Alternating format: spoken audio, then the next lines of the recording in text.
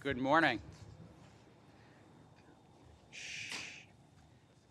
This meeting will come to order. This is a public meeting of the Commodity Futures Trading Commission to consider final and proposed rules under the Dodd-Frank Act.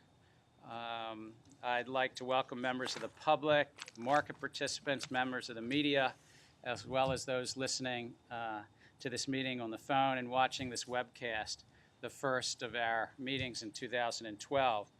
I'd first like to wish everybody a Happy New Year, and like to thank Commissioners Summers, Chilton. Is Bart on the phone? I'm here, Mr. Chairman. Great. Commissioner Amalia, Commissioner Weegen, for their significant contributions to this entire process as we move along, and I thank all of the members of the hardworking CFTC staff who are so dedicated to this mission.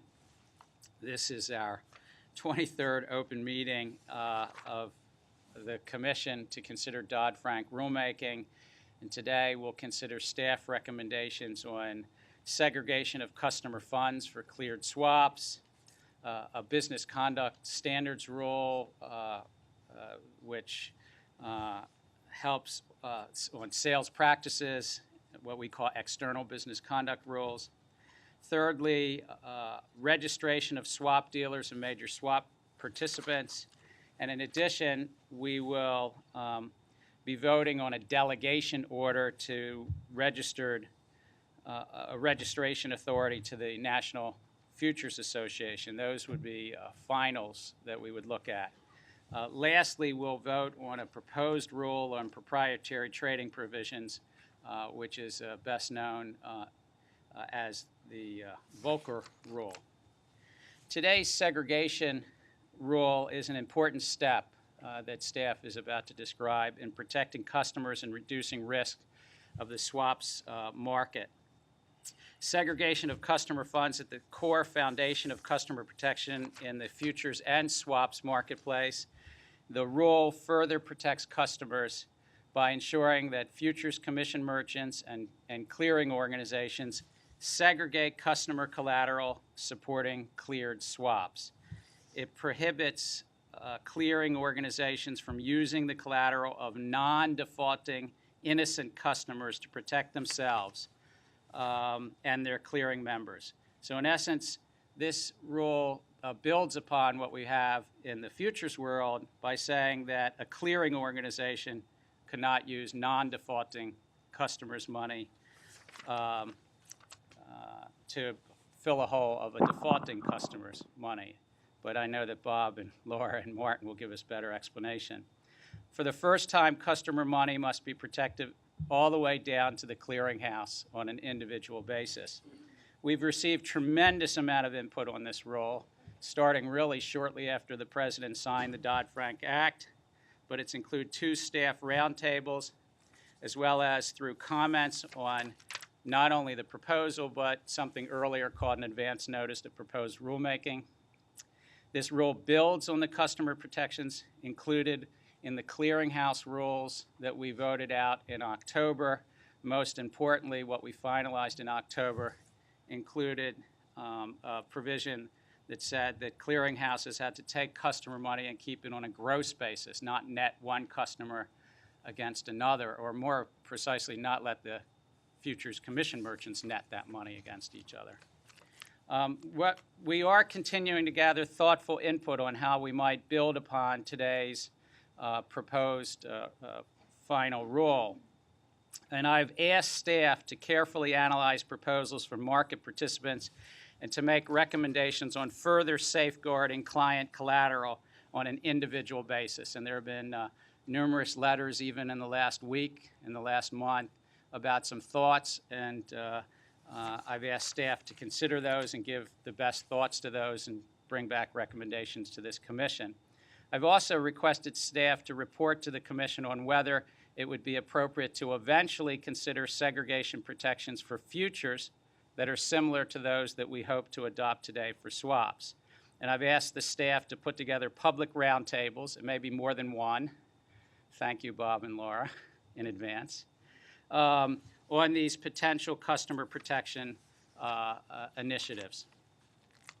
The Commission has made significant progress on three critical aspects of reform: transparency in the marketplace, lowering risk to the public, and enhancing market integrity.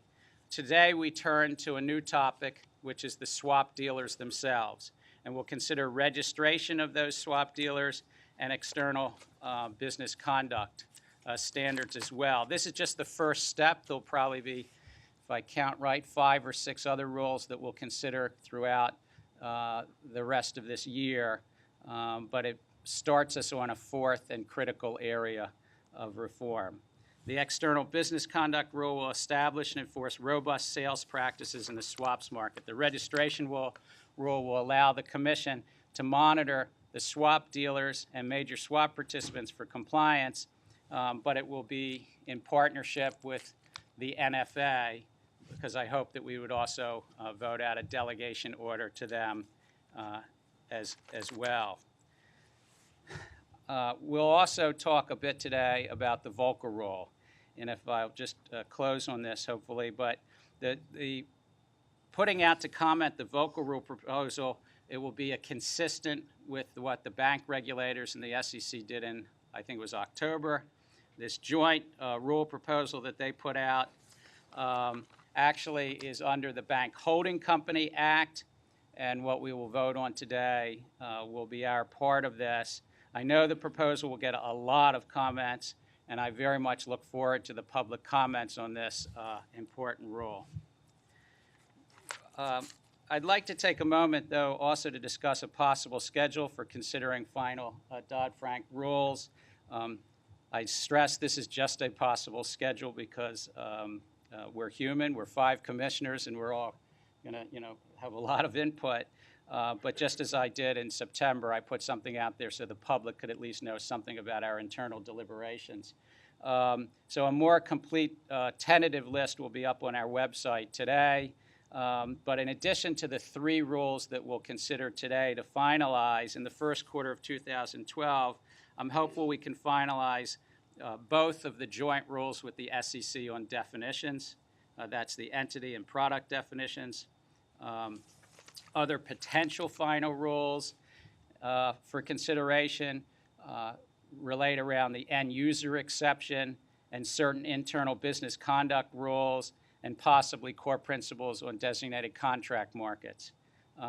In addition, I would be hopeful that we can put out some new proposals. One area that we've talked about in December collectively that is to re-propose a block rule, and also that we would explicitly seek public comment on some of the international aspects, or what's called the extraterritoriality applications of Dodd-Frank's Title VII.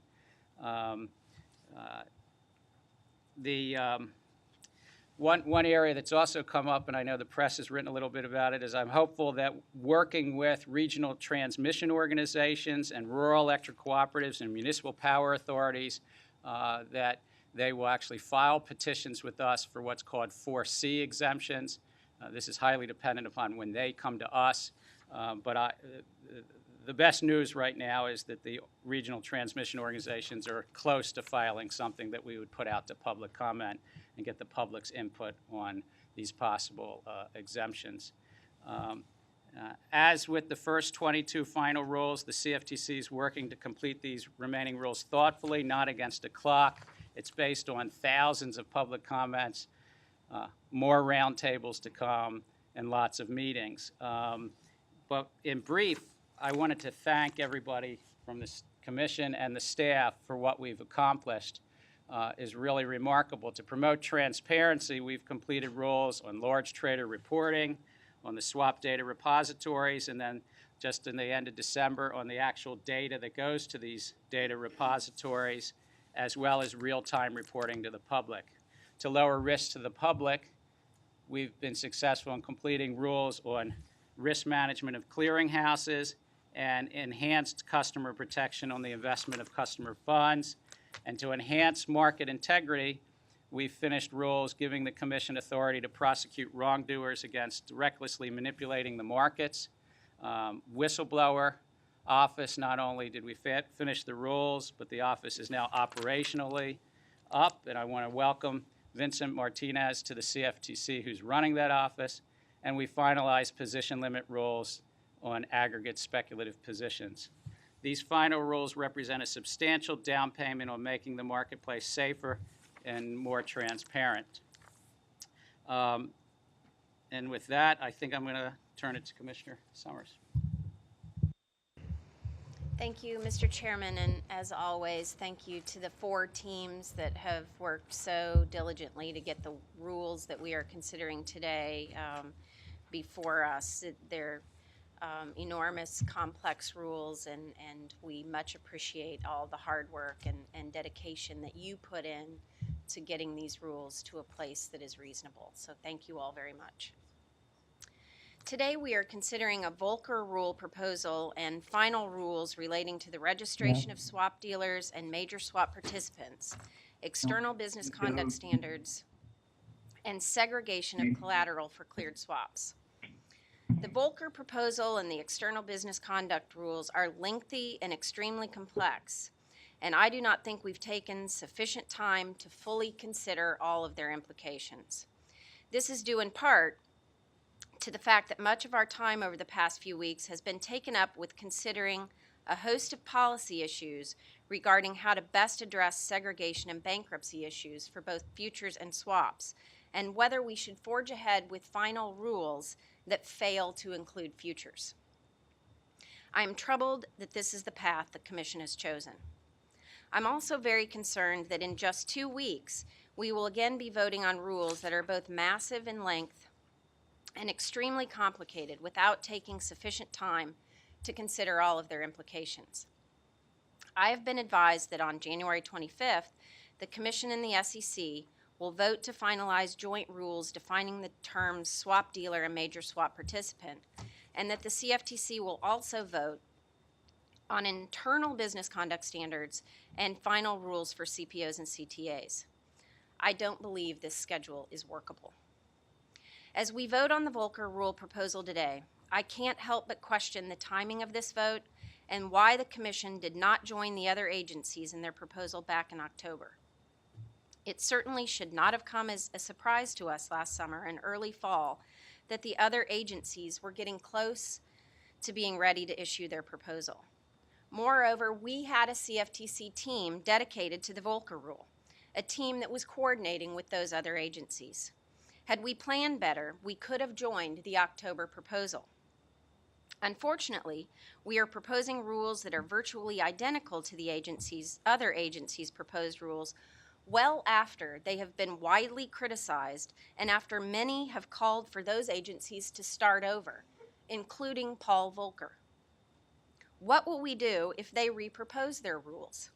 Will we be prepared to withdraw our proposal and join a reproposed Volcker rule with the other agencies? It seems as if we have put ourselves on a separate track, which I fear will needlessly complicate an already convoluted and likely unworkable set of rules. Today, we're also voting on registration rules for swap dealers and major swap participants. I would have preferred to vote on these registration rules along with the entity definitions and had hoped that the comprehensive rules relating to the extraterritorial application of Dodd-Frank would have been considered ahead of both of those. Instead, we are continuing with a piecemeal approach, and while I and many market participants have been eager to take up the issue of extraterritoriality, the critical issue remains unaddressed. As I have said many times over the last year, a logical plan for sequencing and implementing rules is critical if we expect the transition to this new regulatory regime to be smooth.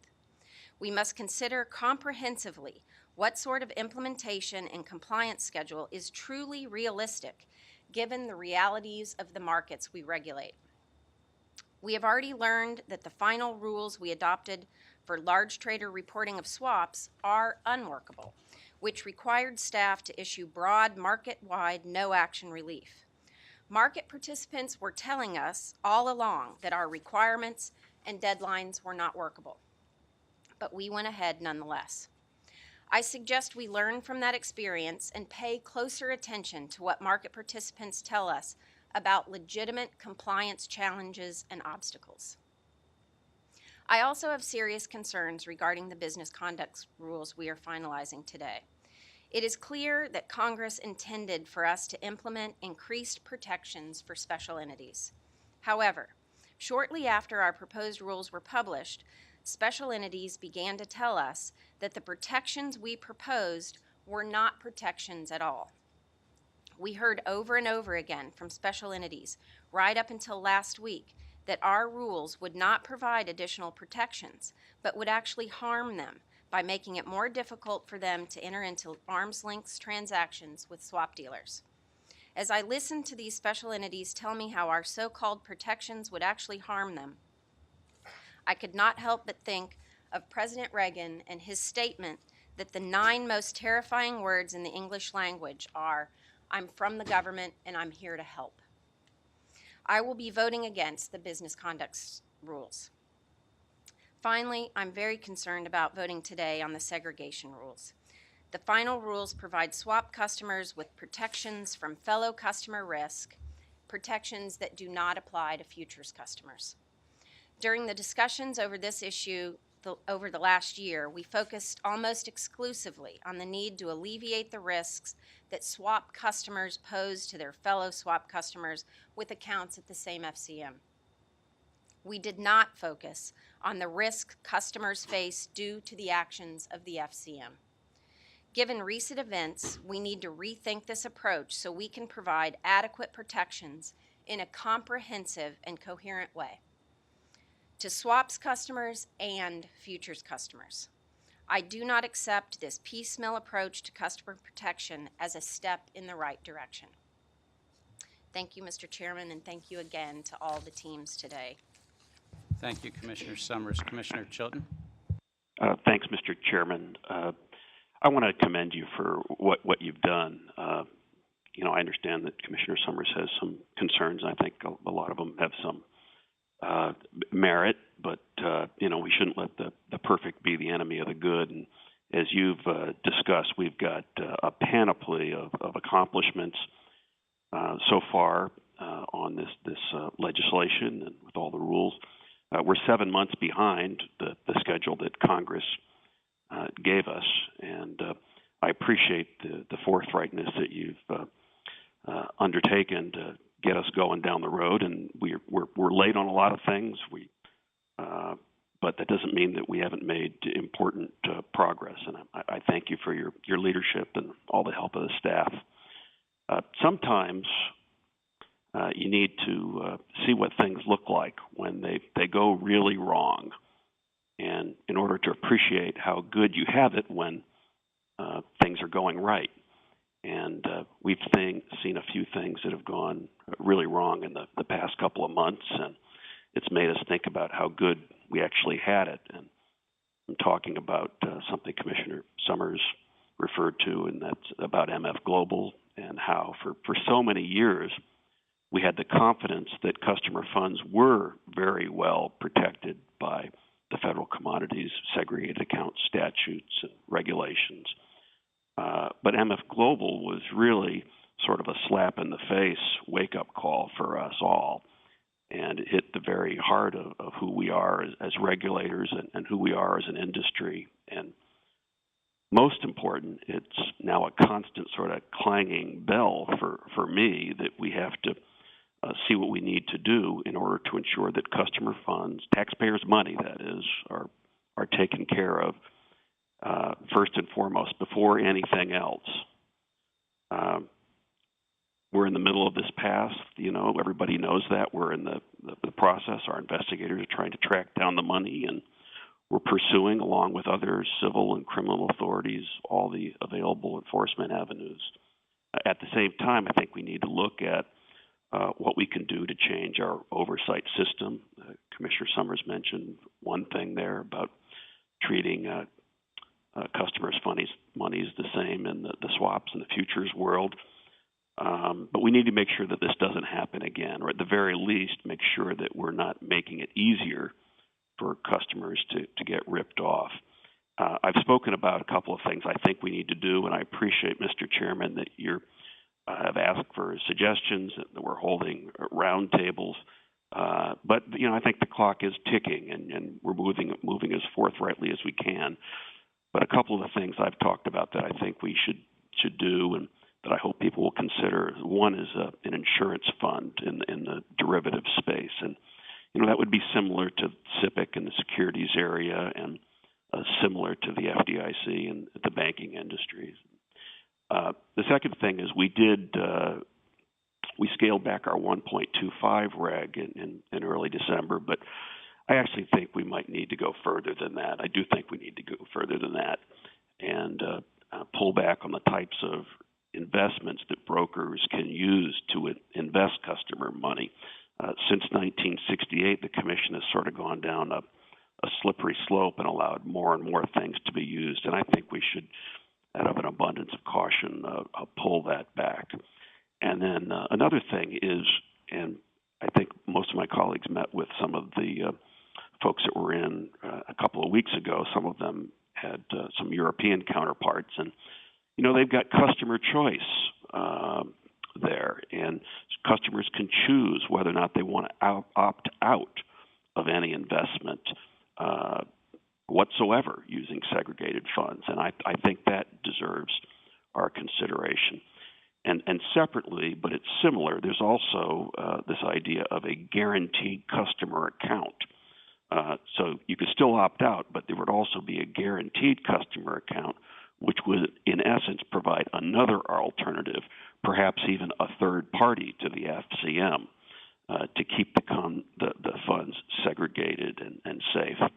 And finally, as Commissioner Summers said, I think it makes sense for us to consider this concept of regularizing the treatment of futures and swaps segregated funds so that we can more fully protect customers.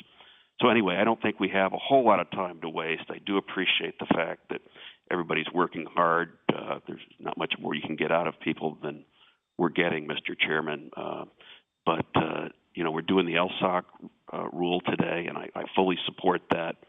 But I think that the lessons that we've learned so far from MF Global teach us that we don't have the luxury of time in making additional progress to protect customers, and we need to do more, and we need to do it now. And I know that you feel that way too, Mr. Chairman, and I look forward to working with you and all of my colleagues. Thank you very much. Thank you, Commissioner Chilton. Commissioner Amalia. Thank you, Mr. Chairman. That it was all very complicated. Michael Lewis wrote this in his 2010 book, The Big Short, Inside the Doomsday Machine. He was writing about how customers were sold publicly traded credit default swaps by Wall Street firms that were kept in the dark about the nature and the value of these investments. It was complicated because no one would want to believe that the customers were being duped into paying to essentially take out the garbage of the housing bubble. Fortunately, today's rulemakings seek to require dealers to be more accountable to their customers and offer improved protections of segregated funds by FCMs. I'd like to thank the 4 teams responsible for today's 3 final and 1 proposed rule. Combined, these documents total over 1,000 pages. A massive amount of work for the Commission to review and to provide comment, and I commend the staff for their patience and willingness to work with the Commission on very short timetables. As was made clear in the book, The Big Short, many customers were not provided a full picture of the risks and various products, including specifically mortgage-backed securities, let alone the inherent conflicts of interest when dealers took positions opposite their customers. Today, final rules relating to external business conduct standards present an informed integration of the statutory language, congressional intent, existing statutory and regulatory and self-regulatory requirements for market professionals, securities law, and industry best practices. The final rules do not preserve many of the unworkable proposals, such as the best execution and the prohibition against trading and front-running, which were not at all supported in the comments. As well, there are multiple modifications to the proposed rule to, where possible and appropriate, avoid creating trading delays or barriers between swap dealers and major swap participants and their counterparties. One significant manner in which this is all accomplished is by allowing, in many instances, the demonstration of and compliance with the rules on a relationship basis through disclosures and counterparty representations through documentation. To the extent that they can standardize it, good luck, but that is provided in the rule. Rules also provide safe harbors for swap dealers from acting as an advisor to a special entity, and for dealers and MSPs to meet the requirement they have a reasonable basis to believe that the special entity's representations meet the statutory specified qualifications to be a counterparty.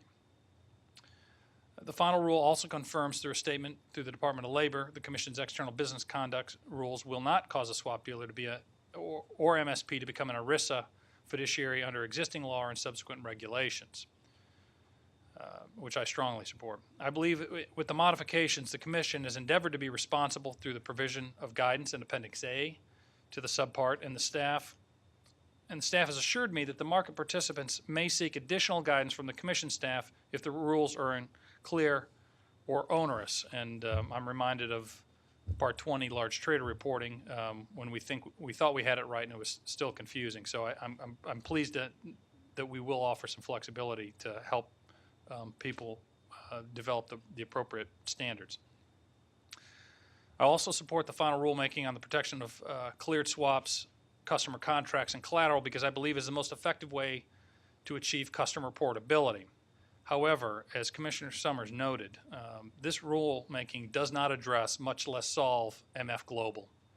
The rulemaking, properly understood, is simply a first step in the Commission's reconsideration of the customer segregation regime for both futures, who bore the brunt of the MF Global failure, and cleared swaps customers. I've drafted a separate statement on this final rulemaking and its significant limitations in an effort to inform the public and to prevent inaccurate perceptions of the proposal we have offered today. I do not. In addition, I do not support the Commission's version of the Volcker rule. It is an unworkable solution that is entirely too complex and provides the Commission with little to no means to enforce or to deter violations of this rule.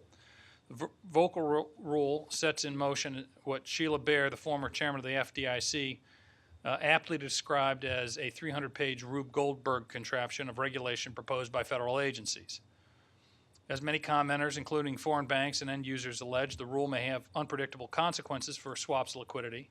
I've drafted a separate statement on this as well that you can find on my website on the Commission's webpage.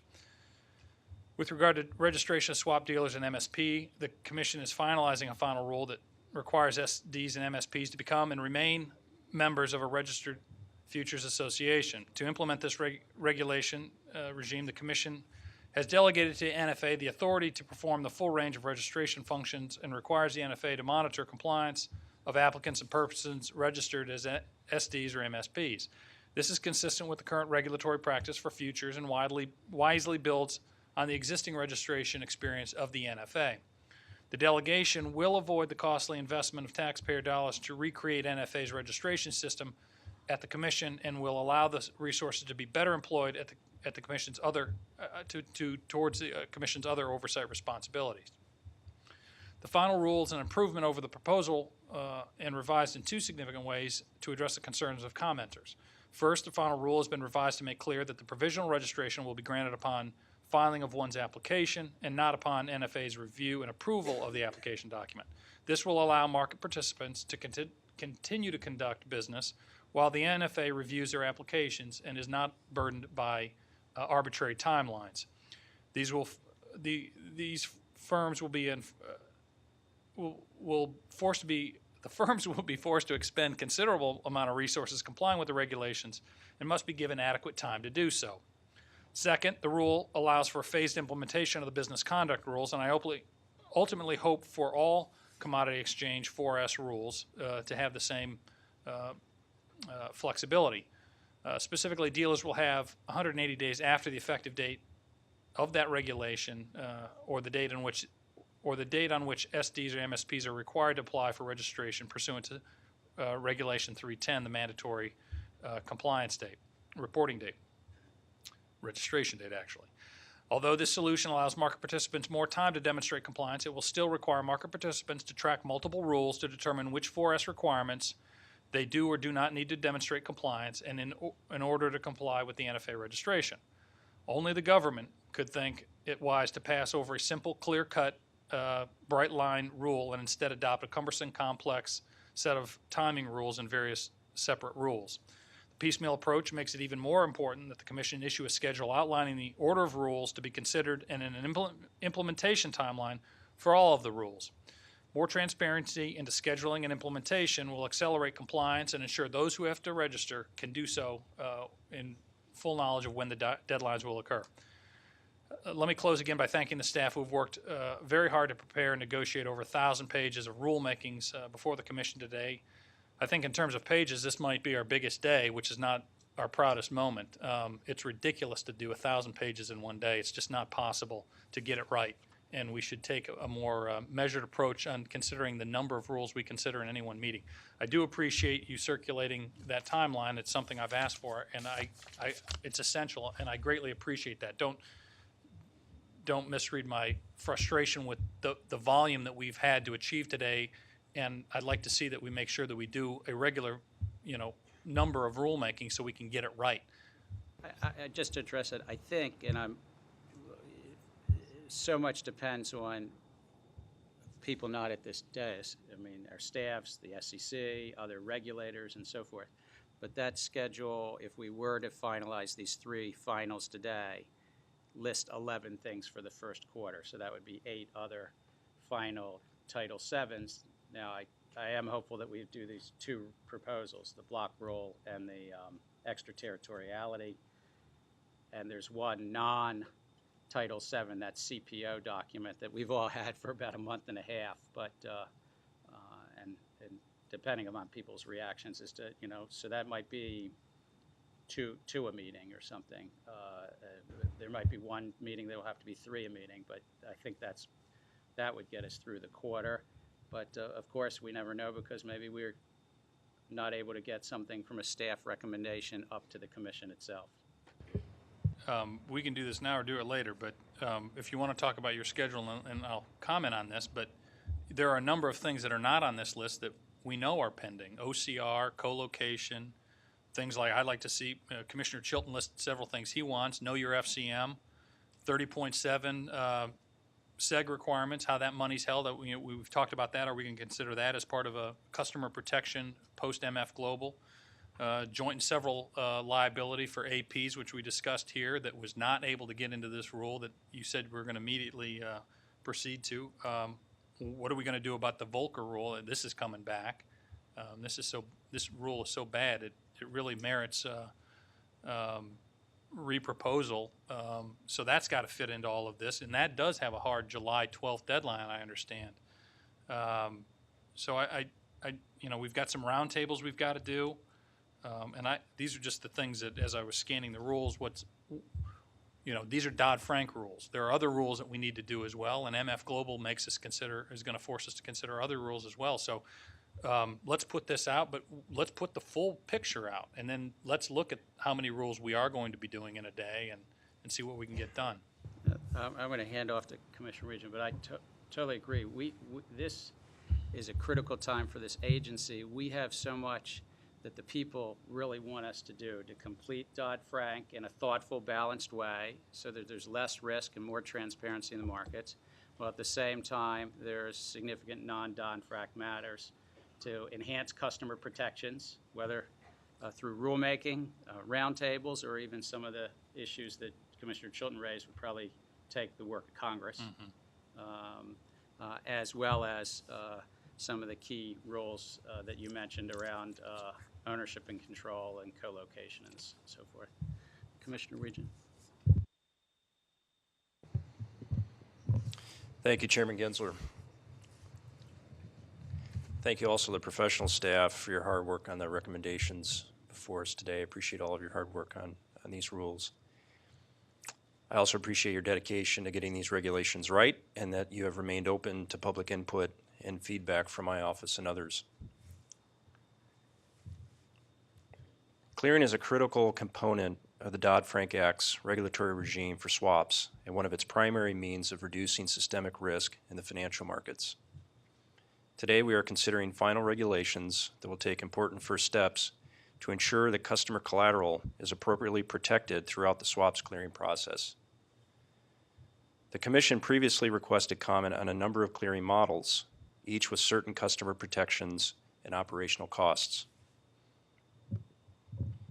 After considering these models and engaging in detailed discussions with the public, I am confident that at present the legal segregation with operational commingling model sets forth the most cost-effective framework to protect customer collateral for swap transactions. The LSOC model substantially reduces fellow customer risk. Derivatives clearing organizations will be prohibited from accessing non-defaulting customer collateral in the event of a double default of a customer and its FCM clearing member. In the event of such a default, moreover, LSOC facilitates the movement of positions and related collateral. Each DCO will have customer information on a customer-by-customer basis, and thus will be less reliant upon the defaulting FCM for that information. To be clear, certain risks remain under the LSOC model. First, although fellow customer risk is significantly reduced, it is not completely eliminated. In the event of a double default, customers continue to face the risk that substantial variation margin will not be credited and ported immediately with non-defaulting customer collateral due to payment netting practices. Second, excess collateral in the FCM's customer account is always exposed to operational risks, including risks of fraud or misappropriation. But no regulation, indeed no segregation model in itself, will in every case prevent the willful misappropriation of customer funds. That is why I've asked the staff to consider whether additional or other collateral protections could further reduce risks to customer collateral. For instance, I'm eager to further discuss the merits of a guaranteed clearing participant relationship that would permit a customer to hold its collateral in a third-party custodial account with a guarantee from its FCM clearing member. Commissioner Chilton mentioned this in his statement. In the meantime, today's final regulations take the initial step of clarifying that customer collateral may be deposited at the election of the SCM and its customers in a third-party safekeeping account. As indicated, the staff is planning 2 roundtables to seek public input concerning other potential measures to provide further protections for customer collateral. I look forward to working with the staff on these important ongoing initiatives. One of the issues we need to explore is whether similar protections for customer collateral in the futures markets would be appropriate. That's clearly a concern shared by my fellow commissioners. This should not, however, prevent us from taking important first steps to protect swaps customer collateral now. I therefore will be supporting the staff's recommendations. We are also considering final regulations to establish external business conduct standards, which require a very delicate balance. If our rules prove unworkable or raise unacceptable legal risks, then swap dealers and major swap participants may choose not to do business with some counterparties, especially special entities as defined by Dodd-Frank. This could deprive swap market participants of the liquidity they need to manage their risks. I commend the staff for their diligent efforts and thoughtful consideration of the strong views expressed by those on all sides of this debate.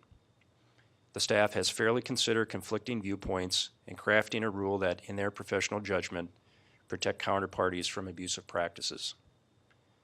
I support the staff's recommendations because, in my judgment as well, they take a reasoned approach consistent with the statute. On the one hand, the rules implement a robust investor protection regime as directed by Congress, especially with respect to special entities that the public depends on for stewardship of retirement benefits, public funds, and endowments. On the other hand, the rules set standards that are reasonably tailored to the manner in which the swap markets operate, and thus market participants should be able to comply without undue regulatory risks and costs. I appreciate the willingness of the staff to accommodate changes throughout the rulemaking process. These changes have improved the final regulations. For example, the revisions made to develop safe harbors with respect to ERISA plans, supported by my office and others, reflect sound public policy in light of the established regulatory structure under ERISA and the high fiduciary standards already imposed. I also support the shift in the final rules from proposed requirement that swap dealers provide a scenario analysis for high-risk complex swaps, rather than leaving difficult determinations as to what constitutes high risk or complex to the dealer The final rules permit a counterparty to opt in by requesting a scenario analysis for any swap, together with disclosure of the material assumptions and limitations of the analysis. Where, however, a counterparty performs its own analysis and does not elect to obtain one from the dealer, we will not prescriptively mandate that one be provided anyway. The final rule will build strong new investor protections into the swap marketplace. It includes robust disclosure requirements that ensure counterparties receive information sufficient to assess the nature and the extent of the material risks of a swap. And the final rules contain a strong independence test to ensure that where a special entity has a qualified independent representative to act in its best interests, that representative is truly independent of the swap dealer or major swap participant on the other side of the transaction. Finally, while I support this rule, our work in this area will not end here. The staff continues to work with the SEC, the Department of Labor, the National Futures Association, and the Municipal Securities Rulemaking Board to harmonize where appropriate our respective rules. Equally important, some commenters have suggested that a registration and testing regime for independent representatives be created. The staff is exploring whether such a regime is feasible. Today's registration process rules leverage the Commission's existing framework by delegating to the National Futures Association full registration authority. The NFA will be responsible for reviewing applications and confirming initial compliance with Commission rules. Importantly, the Commission will maintain the authority to review the NFA's performance and conduct on-site examinations of swap dealers and major swap participants. I will be supporting these rules because they establish an appropriate process for provisional registration while the new regulatory framework comes into effect. Finally, we are also considering a proposal to implement what is commonly known as the Volcker Rule. Among other things, the Volcker Rule generally prohibits banking entities from engaging in short-term proprietary trading for their own accounts and from owning or sponsoring hedge funds or private equity funds. The Commission's proposal includes questions concerning the applicability of certain provisions to CFTC-regulated entities, including FCMs, DCOs, swap dealers, and major swap participants.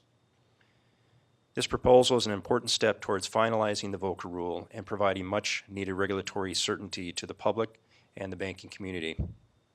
The Commission's issuance of this proposal, together with the recent extension of the comment period by the other financial regulatory agencies, will afford the public an appropriate opportunity to review and comment on each agency's Volcker Rule. I would like to thank the staff for their hard work and coordination with other financial regulators. I will be supporting this proposal, and I look forward to the comments. I again want to thank the staff for its hard work, and I appreciate having all the briefings and discussions we've had over the last couple of weeks. Thank you. Thank you, Commissioner Weegan. And I think with that, the staff will make presentations concerning the recommendations on final rules for Dodd-Frank. And following each of the discussions, the Commission may take a vote on the recommendations as presented. To that end, I ask unanimous consent that all final votes conducted in this public meeting of the Commission be recorded votes, and the results of these votes be included in the relevant Federal Register releases. Not hearing any objection, so ordered. Mr. Staywick, you might tell me why I couldn't just do that for all Dodd-Frank and I wouldn't have to do it each meeting? I cannot tell you why you can't do that for all other meetings. right. I think you can. So maybe if I could just ask unanimous consent that for the remainder of our meetings, we'll always do recorded votes, and then I won't have to ask that each time, so without objection. Okay. It's out of the script now. At this time, I'd like to welcome Bob Wasserman and Laura Estrada from the Division of Clearing and Risk, Martin White from the Office of General Counsel to present the staff's recommendation concerning the final rule, though there were only 3 people at the table. That did not really go to the extent of all the people from the Office of Chief Economist, from the Office of General Counsel's Office, Division of Clearing Risk, Division of Swaps and Intermediate Oversight, all the commissioners' offices, even the Division with market oversight, if I can recall some meetings. So I thank everybody, but Bob and Laura and Martin. Thank you, Mr. Chairman. I'm Robert Wasserman of the Division of Clearing and Risk, and I am the lead for the segregation bankruptcy team. I'd like to express my deep appreciation to my deputy, Laura Stradasing, to my right, and Martin White of OGC sitting to my left, as well as other members of the team, my DCR colleague Alicia Lewis, Jennifer Bauer of Swap Dealer and Intermediary Oversight, and David Reifin and Todd Prono of the Office of the Chief Economist. This work could not have happened without their assistance. This final rule represents a culmination of a year and a half of extensive public consultation, including dozens of meetings with representatives of DCOs, FCMs, and the buy side, an advance notice of proposed rulemaking, a notice of proposed rulemaking, and 2 public roundtables. Section 724 of Dodd-Frank requires FCMs and DCOs to segregate the cleared swaps collateral of swaps customers. The final rule before you for consideration implements this provision. The rule also implements certain technical amendments concerning time periods in bankruptcy from some earlier legislation. The segregation rules are designed to navigate through 3 concerns. First, customers, many of whom insist upon individual collateral protection with respect to their uncleared swaps, are concerned about fellow customer risk, the risk that a DCO would need to access the collateral of non-defaulting cleared swaps customers to cure an FCM default. Moreover, some firms have expressed concern about the impact of such a loss of collateral on portability, that is, the ability to transfer customer positions from a failing firm to a stable one, and the importance of avoiding the disruptions that might be caused by a forced liquidation of customer positions. Second, some firms and clearinghouses express concern about the costs of changing from a model where customers are protected on an omnibus basis, that is, as a group, to a model where customers are protected individually. Third, we must operate within the limits of the Bankruptcy Code. In particular, Section 766H of the Bankruptcy Code requires pro rata distribution of customer property. And the model that staff is recommending has been referred to as complete legal segregation, or legally segregated but operationally commingled, or LSOC. These rules permit operational commingling, allowing FCMs and DCOs to keep the cleared swaps collateral of a firm's swaps customers together, just as is done today under the futures model. This avoids the administrative costs of managing, accounting for, and reconciling collateral transfers between FCMs and DCOs for what may be thousands of customers on an individual basis.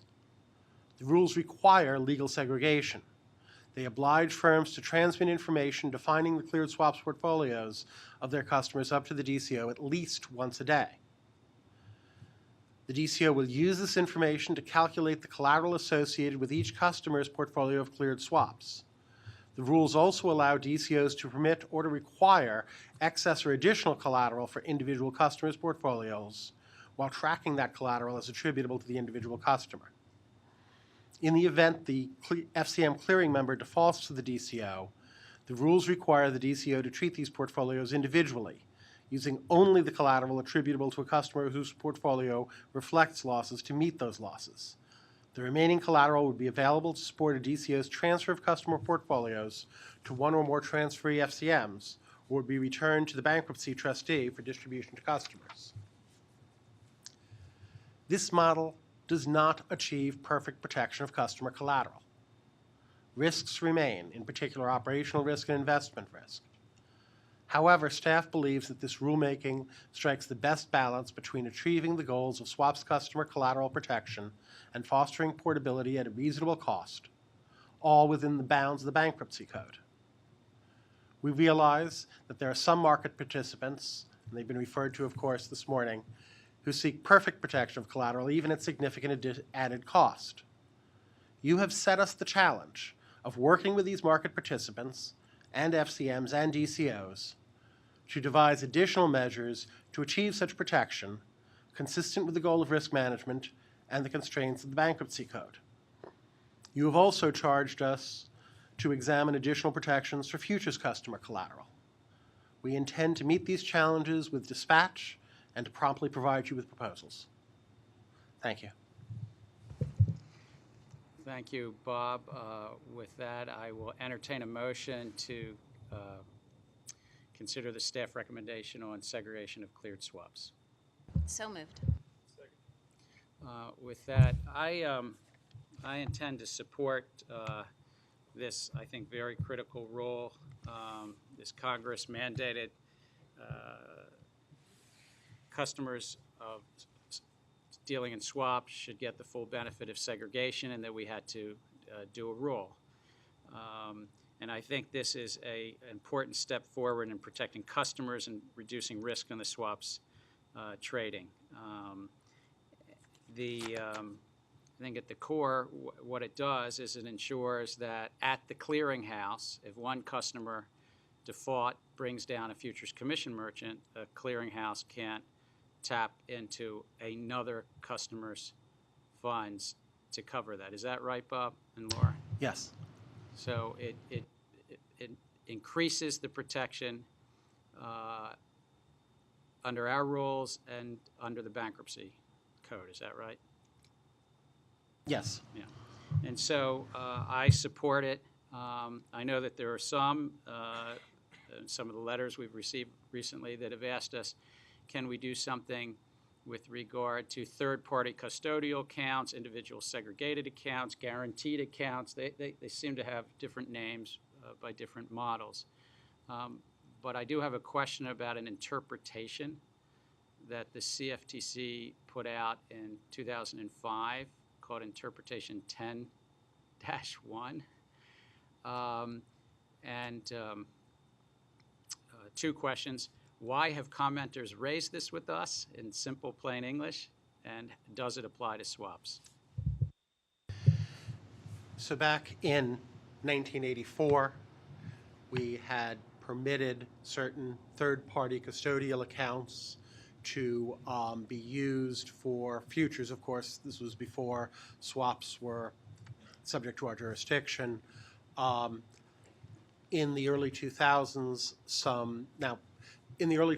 some problems were seen with this. As a result, in 2005, essentially, we pulled back from that 1984 interpretation. What the Commission is doing in the preamble to this rule is making clear that that 2005 action does not apply to swaps, and so swaps customers would be able to use third-party custodial accounts under the same conditions and with the same limitations as are set forth in the 1984 original interpretation number 10. So as I take it that third-party custodial accounts as they existed from 1984 to 2005 were no longer allowed for futures, and the commenters asked, but did that speak to swaps? And we're saying in the preamble, no, it doesn't prohibit it in swaps, at least along the conditions that were set back in those 20-year period. Yes. But some commenters have asked us to go a bit further, that they, on an optional basis, wanted to go directly and set up, I mean, there's so many titles of these things, but individually segregated accounts or individual clearing accounts or guaranteed accounts, I think they're sometimes called. You'll conduct a roundtable and do your best to come back with recommendations to the Commission as to what is achievable that best protects customers and is within our laws. Exactly. Great. So once again, I support this rule. I think it's a very critical rule. It is only to swaps. It is not yet to futures, and it shouldn't be confused that way, but I've asked staff to consider what would be appropriate, what timing, and to do a roundtable, and it might be subject to as much public comment as this was, because this had enormous input from the public. But I think this is an important step forward where swaps customers, in essence, will get greater protection than if we had just gone with what's called the futures model. So I thank you. Mr. Chairman, can I, on that question you asked regarding the 05 ruling, can I ask a follow-on? Absolutely, as long as commissioners don't mind the out of order, sure. Yeah. Bob, can you tell us what the bankruptcy treatment will be if we get rid of the 05 for swaps? What does the 84 bankruptcy treatment provide in pro rata distribution? And as noted in the 1984, thank you. As noted in the 1984 interpretation, we basically said that we were concerned that persons making use of such accounts would mistakenly expect special treatment in the event of a bankruptcy. And so indeed, the pro rata distribution would continue to apply regardless of the use of a third-party account. And I take it, Commissioner O'Malley, what some people have raised and what hopefully staff can work on is there a way to both comply with Dodd-Frank's Section 4D, is it F? 4DF, and the bankruptcy code, but get the protections they would like through these individual accounts? Won't that require an act of Congress? I don't know. And I think that we can and work with folks, and I think through some combination of this, make it so that they are not acting through FCMs, but rather are guaranteed by FCMs in what would be a direct relationship with the clearinghouse, at which point then they would fall outside the definition of customer property, and that's how one works around 766H. All I'm asking is that you get a lot of public input, and of course, anything even if we were to consider something, it would come back to this commission, it'd be subject to notice and comment, and if it needs an act of Congress, then obviously, we probably should figure that out with the public input that we get. Well, we are running out of time. I mean, if customer protection actually hinges on bankruptcy reform, then Congress needs to get on with it. Which means, I guess, is another spur to figure this out soon. Yes, as I said, with dispatch. Commissioner, thank you, Commissioner O'Malley. Commissioner Summers. Thank you, Mr. Chairman, and thank you again to this team for all your hard work. I have a couple of different questions that hinge a lot on how protections could extend to futures, and while I understand you are working on solutions that may extend to futures, can we expect that what may extend to those customers is the same solution that we're voting on today? That we would just simply extend this LSOC model to futures? I think in light of recent events, we're going to be considering a number of things. I think that I would certainly not say that the consideration would be limited to extending LSOC to futures. Okay. So in light of potentially going further or doing something different, is it prudent to require DCOs to set up operationally the systems to allow them to implement LSOC by November 8th of this year if that is not what is going to be the eventual solution?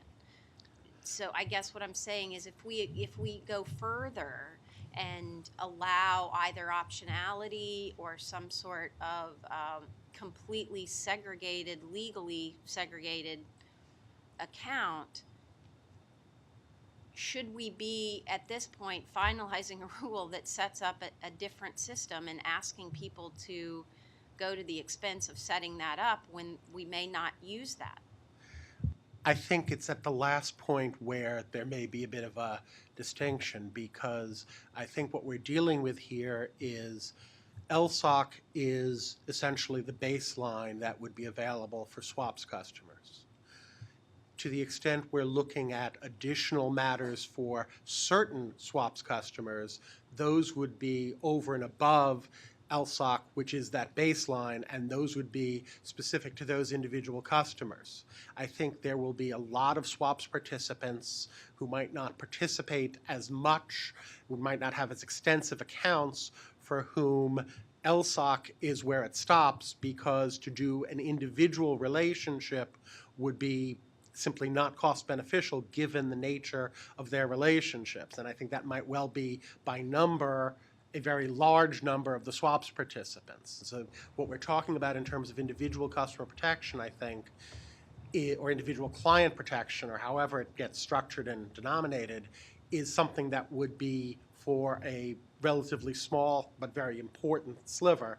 That doesn't mean that LSOC is going to be thrown away. Rather, that's what's going to be there as the baseline for, I think, by number, the majority of swaps customers. Which sort of leads me back to my first question about futures. Well, Will and my end up second being- point okay. is, right now, we have the futures model, and that plumbing, if you will, is there for futures customers. What will be happening between now and November 8th is the building and the testing and the implementation of LSOC for swaps customers. By implementing that for swaps customers, you're basically setting up the framework that would then, assuming the Commission were to adopt LSOC for futures customers, could then be extended to the futures customers. So we have an existing futures model, we will have an LSOC model, and then essentially you'd be building off of that.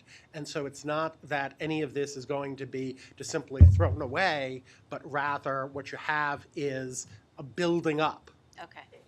So my next question relates to, in the interim, those people who have swaps accounts and can take advantage of LSOC, if they would like to take advantage of the type of netting efficiencies you would receive of having your futures and your swaps in the same account, will they be able to put their futures in their swaps account?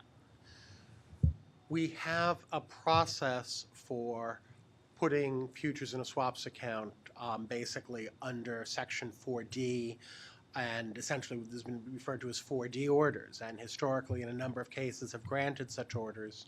Moreover, as part of the DCO rules that were enacted back in November, we have a provision, I believe it's 39.15, under which the DCO can request, and by rule and providing certain information, approval for commingling between futures and swaps. This would be generally done based on particular contracts at the request of the DCO, as opposed to an individual customer's account by account.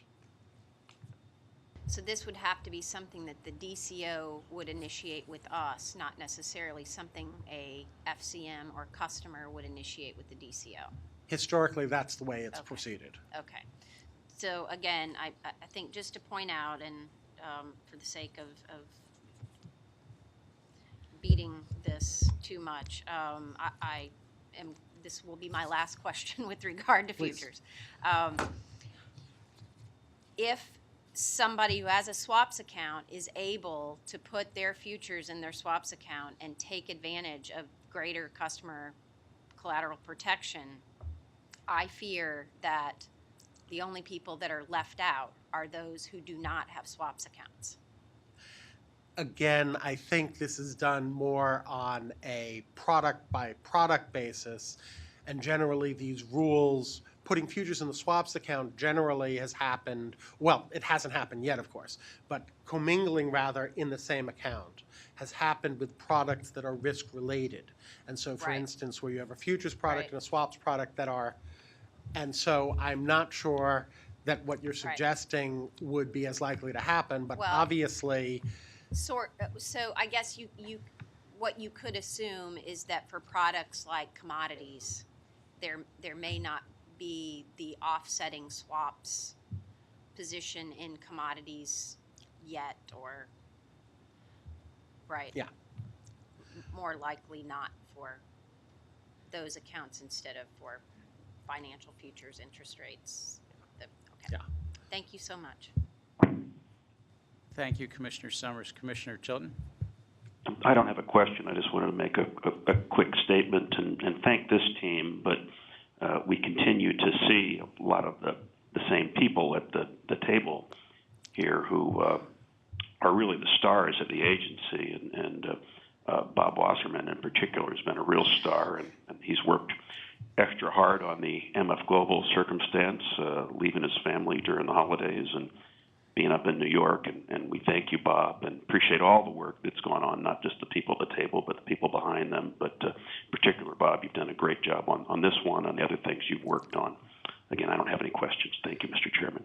Thank you. Thank you, Commissioner Chilton. It's true. Bob and Laura and Mort, I mean, everything that you're doing is very significant for the public. Commissioner Mallon. This was kind of a tough rule for me, and Bob, we've gone round and round on this one. But I do appreciate the time you've spent, and Laura and Martin, all the work you've done on this rule.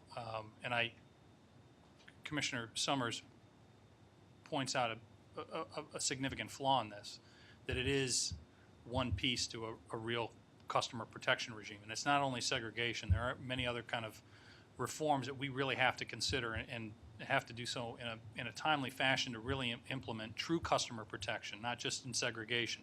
This is when you look at MF Global, really a small part, because what we're doing today doesn't even affect what happened in MF Global.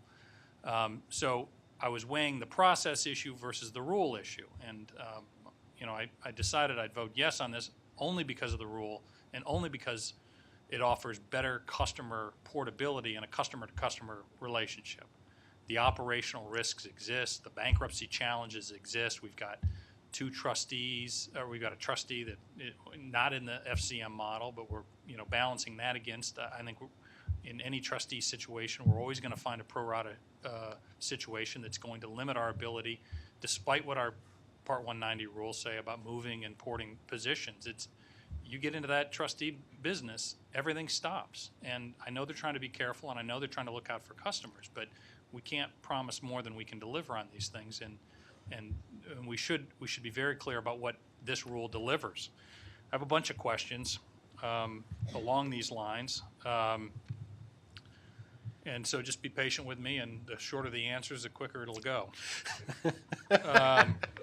Final the final, and we're applying just this LSOC model, and I believe it's a complete misnomer to call it complete legal segregation. I think we continue to confuse the issue, but let's just stick with LSOC. The operational, first of all, it does not apply to futures customers at all, correct? Correct. In many ways, the operational structures that this final rulemaking creates is modeled on the future segregation structure, correct? Correct. So would it be fair to say, to the extent that future segregation structures may have vulnerabilities, this rulemaking may share in such vulnerabilities? Correct. If the Commission were to reconsider such aspects of the future segregation structure, would the Commission need to make similar changes in this final rulemaking to the future, if we were going to fix more broadly the operational risks? This one I'll have to do more than one word. I would say that I think if we consider doing added things in futures, I would expect we would consider doing those same added things in swaps. My point being that we would be building on the structure rather than ripping the structure out. So an intermediary may be making technological investments as directed in this final rulemaking only to be potentially redirected, and potentially even this year. That's where I'm pointing out that I think these would be, they might well be making additional investments. I don't believe that they would be essentially building something up only to rip it out and put something different in its place. I would see this as something additional. Okay, thank you. To highlight some of the operational limitations, what is operational risk and what is investment risk? Operational risk in this context essentially comes from the operations of the entity, and one thing that is included in this context is from people misusing funds, or whether intentionally or accidentally. And investment risk, as you know, we have our Rule 125, and this parallels the Rule 125. And while Rule 125, the Commission has since recently, of course, tightened up to reduce the investment risk remains in anything really other than cash. So is it fair to say that even for cleared swaps customers, this rulemaking does not mitigate operational risk, nor does it mitigate investment risk? I think that would probably be a bit too far. It does not mitigate, it does mitigate it to the same extent that these rules that we have, which in fairness, while there have been failures, they do tend to work mostly and most of the time. And so to the extent we have segregation rules in the futures model, we are having much the same in this model. To the extent we have limitations on investments of customer funds in the futures model, they will be exactly the same in this model. And so it is mitigated, but not perfectly so. Do you want to elaborate on the customer-to-customer relationship in terms of what that protects in terms of portability? I'm not sure I understand the question. What does this operationally provide for protections? You want to elaborate on the what you indicated that there are operational protections this does provide for. What are they? Essentially, this requires FCMs to treat customer funds as belonging to the customers. And so, for instance, it is an FCM's responsibility, and of course, we have capital requirements and supervision requirements over FCMs to make sure that they are fulfilling their responsibilities and that they have the wherewithal to do so. And so if one customer loses money, it is the FCM's responsibility to have that money in segregation in advance so that at each point, FCM has enough money to meet its obligations to all those customers with positive balances, and that they're not using one customer's money to margin guarantee or secure, as the statute has it, another customer's positions. And so it is the FCM's responsibility to use their own capital to do this, and we have capital rules to make sure they have the wherewithal to do that. As I understand it, fellow customer risk, as defined in this rulemaking, does not extend to any collateral that an intermediary holds outside of the DCO. So any excess collateral that a cleared swaps customer may provide to its intermediary is not protected. Is that correct? One of the changes we made as a result of a comment is that excess collateral can be sent to the DCO. But to the extent you're asking if there's collateral that is held at the FCM, is that subject to operational risk? And the answer is, of course, yes. Okay. In the DCO core principles rulemaking, we state that a DCO must require its clearing members to collect excess collateral. Do we have a conflict here? I mean, we obviously have operational risk, and in another rulemaking, we put a premium on excess collateral. So how do we solve this? I think that to some of Commissioner Summers' concerns, that's another step that we have to think about, but we've identified a weakness, obviously. I'm not sure I would agree, and here's why. First off, as I mentioned, the requirement under the DCO rulemaking is that they must collect collateral in an amount greater than that which would be required from the FCM acting, in other words, as a direct clearing member. It is possible that this excess collateral would be staying at the FCM. It is also possible that the FCM under this rule would be sending that higher level of collateral, that excess collateral, to the DCO. And so, no, there's not an inherent conflict. Moreover, again, I think in light of recent events, we're going to be looking at how the SEG system works and whether there are additional things that should be put on top of the rules we currently have. And so I think that part of that process would be addressing this, but also, as I say, that excess collateral could be required by the DCO. Yeah, I get, the importance of having excess and protection that mitigates risk. That's a cushion. Everybody understands that, but we also have to be honest. We have to put in place the proper protections to ensure that that's taken care of. Obviously, people have, including myself, have agreed that the rulemaking needs to be adopted now because swaps are being cleared now. The accompanying collateral is therefore vulnerable to fellow customer risk. I'm trying to understand, in some respects, the timing of this. the chairman and I have talked about at this dais when the clearing mandate begins. And how does this work with a seg rule that it becomes operational in November, and we potentially could have a mandatory clearing requirement in third quarter, end of second quarter? How do we rationalize and bring this together? Will we have protections in place? Are we going to force them to go to whatever is existing in the DCO today and then change again in November? And so we already do have some protections for cleared swaps now, as you quite rightly said. I am focused on these requirements, and we're implementing this at the implementation date of November 8th is the same time at which the gross margining requirement under the DCO rule becomes effective, and thus, because this rule requires gross margining to work, that's when this becomes effective. My familiarity with all the implementation issues is a little bit thin, and so I'm not sure I'm the best guy to answer those questions. Well, I agree.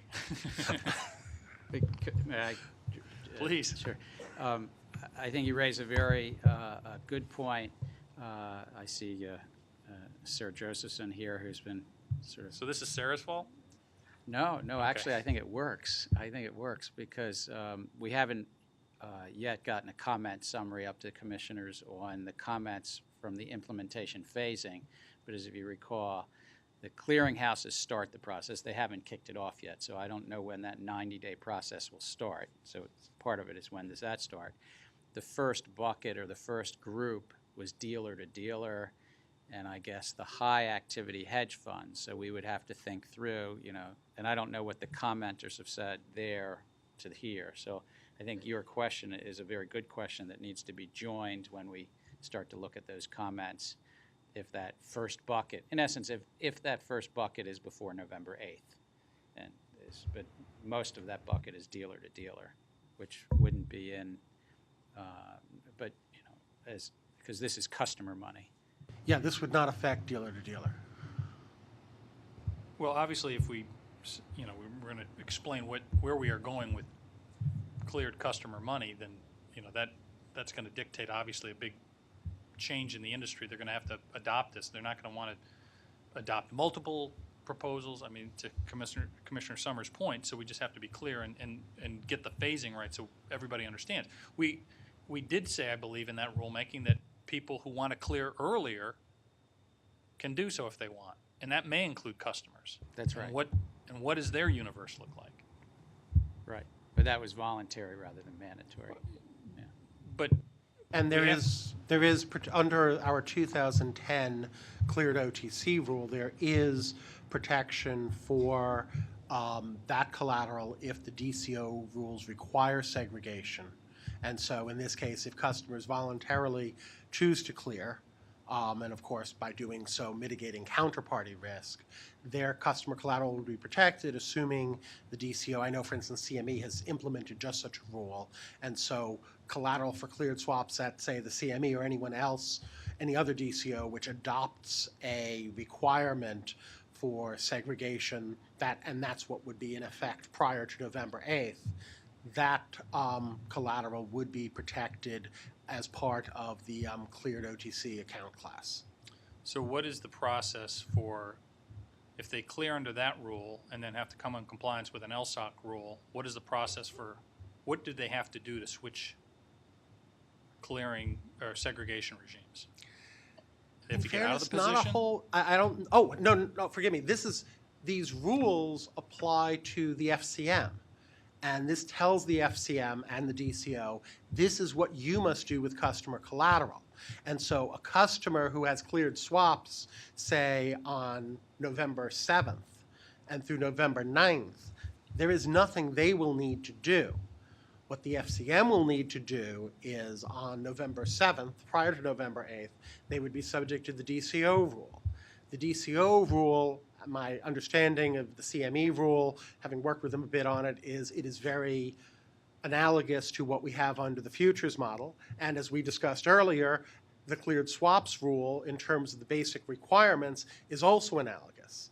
In short, they would need to do certain additional things in terms of providing information about portfolios of positions to the DCO, and the DCO would be receiving that and tracking it and making calculations on November 8th that they wouldn't be making or wouldn't be required to make on November 7th. But essentially what you're talking about is a model that, in terms of its implementation, I think would be very similar from the 7th to the 8th. There would just be some additional things in terms of information flow that would be going up, and then what could be done with that information in the event of a default. That's what would change November 8th versus November 7th. Just one final comment. To the extent that we're going to continue to make changes to this, let's not do it in a piecemeal approach. Let's try to get our ducks in a row on customer protections across FCMs, DCOs, et cetera, to understand what the full universe looks like, as opposed to rushing ahead and, providing third party while we leave, futures customers in third place, which is kind of where Bob pointed out. We've talked about providing complete legal segregation or third party segregation. Well, that's all well and good to direct the staff, but what about the futures customers? And to further, let's talk to the Hill about this, because I remember when this first came up, it was because we were doing it because of the magic letter S, and whether it was customer or customers. Obviously, there was I think we put out a memorandum justifying why we had no other choice but to do it because of the magic S or the lack thereof. Let's make sure that the Hill is, at this time, we're clear about what the Hill expects for this, and we engage with them as we look for it, because these are really Gary tied Barnett, to don't leave. So, I was just going to say, no, Gary, so just Gary Barnett is part of this too. You should be, you can leave in 30 seconds, but your staff at the Division of Swap and Intermediary Oversight also should be involved and engaged in these roundtables and so forth, because I agree with, I think, what Commissioner Malia is saying, is that we want to look at this customer protection thing thoughtfully, hear from the public, hear from the Hill in a thoughtful way across these divisions and these topics. The only thing is, it may well be that something becomes ripe and all five of us say, well, no, this is something that we can do, and there might be other things that need statutory changes that would take longer, and obviously. and that's why we have to engage the Hill, because we could come up to significant bankruptcy rule changes on pro-rata distribution, pointing out the 85 and the 05 guidance that we may not be able to give them the protection they think they want in bankruptcy. And obviously the MF Global trustee issue is pointing out where we're stuck with bankruptcy.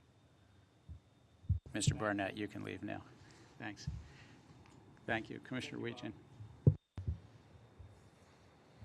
I'd just like to point out it's a number of tough acts to follow. Some very good questions. I've been there. Does that mean you have sympathy or that you don't have sympathy? Not anymore. He might have advice, though. You always want to have a good line about Macy. Thanks again to the team for your work on this rule. One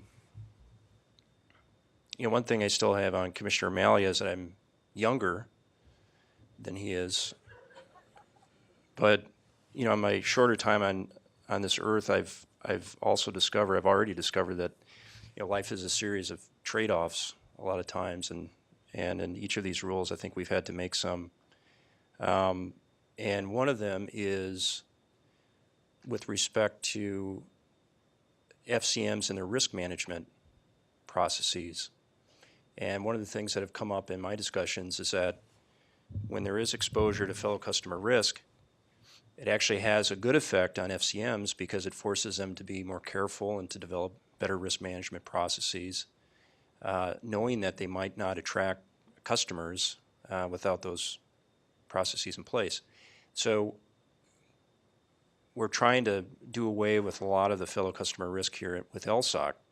But what kind of an effect is that going to have on the FCM's risk management processes? And clearly the rule has made a judgment about that and has decided to go the direction of LSOC anyway, but I wondered if you could just have, provide some comments about why we've gone in the direction we've gone in light of those, what I believe to be facts. And I guess I would answer that, as some of the customers have pointed out, what this will do is enhance the incentive of the DCO, who is now closer to the risk, to risk manage their FCM members. Now, of course, DCOs are already responsible for risk managing their members. They already have programs in place. They are, in fact, first off, because they're more concentrated, this is essentially their main job. They have departments devoted to this, in a better position. And most importantly, there's information about fellow customers that if I go to an FCM and I ask about my fellow customers, there's a limit to how much information they can give me because of issues of confidentiality. The DCO, on the other hand, is a market neutral and a self-regulatory organization, so they can go to the FCM and ask very specific questions about specific fellow customers about whom the DCO is already getting information on. And so the DCO, I think, is well positioned to make sure that its member FCMs have excellent risk management. Thanks for that explanation. Commissioner O'Malley had talked about a number of different risks that remain even with LSOC, and one of them that caught my attention relates to the payment processes that clearing organizations use. And so, in the event of a double default of an FCM and a customer, you could still have a situation where a DCO is going to have to net payments to defaulting customers with payments, or I should say payments from defaulting customers with payments owed to non-defaulting customers. Could there have been a way for the rule to address that? And if so, why haven't we done that here? I mean, it could be as I understand it, could very well be a situation that it's not really resolvable. But I wondered if the staff had considered this particular risk.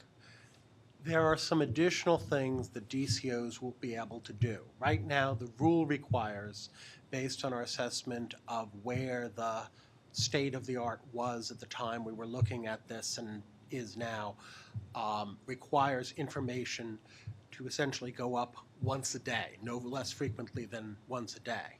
But that's no less frequently. And so it is currently open to DCOs to require that their members provide that information more frequently, or indeed, as I understand some DCOs may be looking at, requiring that each transaction be associated with particular customer so that the DCO could essentially do this on a quasi-real-time basis. And so even within the rule as it's structured, DCOs could, by requiring that information more frequently, lessen the risk that you're referring to. And it may be the case that as the state of the art develops, we realize that, in fact, this is really the practice that folks are doing, in which event we might then change the rule to require that. But at the present time, looking at where we are, we didn't yet require it, and so that, to a certain extent, limits the protection, but it limits the required protection. Again, a DCO is perfectly free, even today, to start requiring that their members provide that information on a real-time basis, and so that would then reduce that risk. Thanks, Bob. I had a question about third-party safekeeping accounts, but the chairman had already covered that, and also one about the interplay with the bankruptcy code and our rules, which Commissioner O'Malley had touched on. But the one other thing I wanted to mention or ask about, and it relates to one of Commissioner Summers' questions. We had heard from some commenters as recently as yesterday about the kinds of effects LSOC would have on the future space. And I'm wondering if the staff had considered that and what sort of discussions you might have had. For example, I think, as I understood one of these comments, with the perceived greater protections of LSOC in swaps, you might actually drive a lot of trading volume to swaps and away from futures, and that could have a number of different pricing consequences for the futures markets. For participants who are more comfortable using futures, have been using them for a long time, and otherwise would plan to continue to do so. So I'm wondering what kinds of discussions the staff had about this particular problem, if that's something that's come up before. I think the answer is that, of course, with the swaps and the futures markets sort of moving closer together, to the extent that you have liquidity going to the swaps markets, you might well have customers following that liquidity. And so to the extent you have particular contracts in the futures markets that lose liquidity because of a corresponding contract in the swap market, then you might find customers following that liquidity to the swap market. To the extent you have the same contracts or similar contracts, then you might well have DCOs essentially putting in rules under that 39.15 that I mentioned, whereby essentially there would be moving the futures collateral into the swaps account. And the approach we take in the rule is that if you have futures in the swaps account, then the customers would, and the collateral would enjoy the protections of the swaps account. It also works the other way around, and so if you put swaps in the futures account, then you would be limited, then you would have those protections. And so I guess there's a number of ways of looking at it. And finally, as I pointed out, we are going to be looking with great dispatch at what else we can do for the futures customers and the futures accounts. When I read these comments, I mean, I think felt some of the same things, had some of the same reactions I'm hearing that Commissioner Summers had, which is you have, I don't want to use this in a pejorative sense, but perhaps less sophisticated market participants who could be left disadvantaged somehow by this process. I don't think, based on your answer and some of the other discussions we've had, I don't think it's a reason for us to not move forward with LSOC today, especially given the fact we already have swaps being cleared. But I do think it's a legitimate issue and something that we should all be mindful of. Clearly. I mean, we are limited today because under the Administrative Procedure Act, the Commission can only adopt what was proposed or a logical outgrowth. But certainly we're going to be looking at a lot of these things very quickly to see basically what more we can do.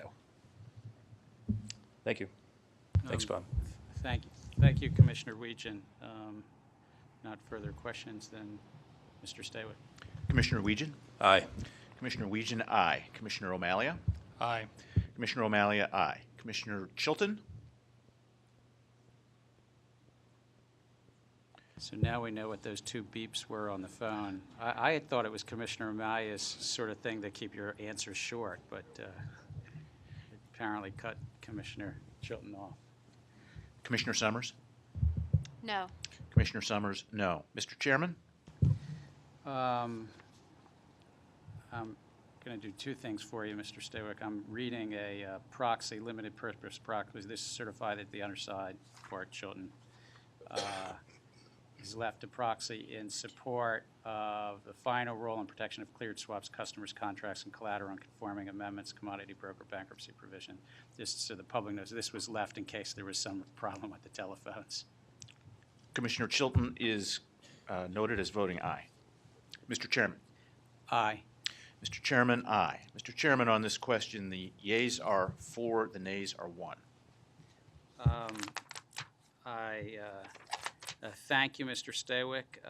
The ayes have it. The staff recommendation is accepted, given that the majority has passed it. So I thank you, Mr. Wasserman, Ms. Estrada, Mr. White. You have a lot of work still to do, obviously, to get this in the Federal Register, but also in the roundtables, and to give thoughtful consideration to all that the 5 commissioners have asked you to give thoughtful consideration to, because we all asked you a lot. But thank you. The second group that's going to come up to the table, I think, is a group to discuss rules on external business conduct. Phyllis Sella, Ted Neller, Charles McCarty, all from the Division of Enforcement, to present the staff's recommendation concerning a final rule of business conduct standards.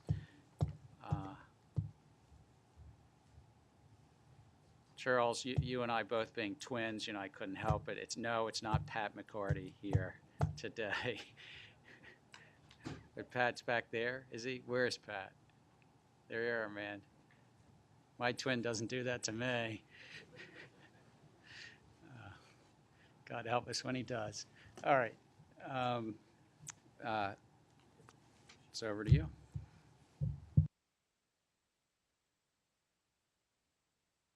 You might want to push the red button. Okay. Thank you, Mr. Chairman.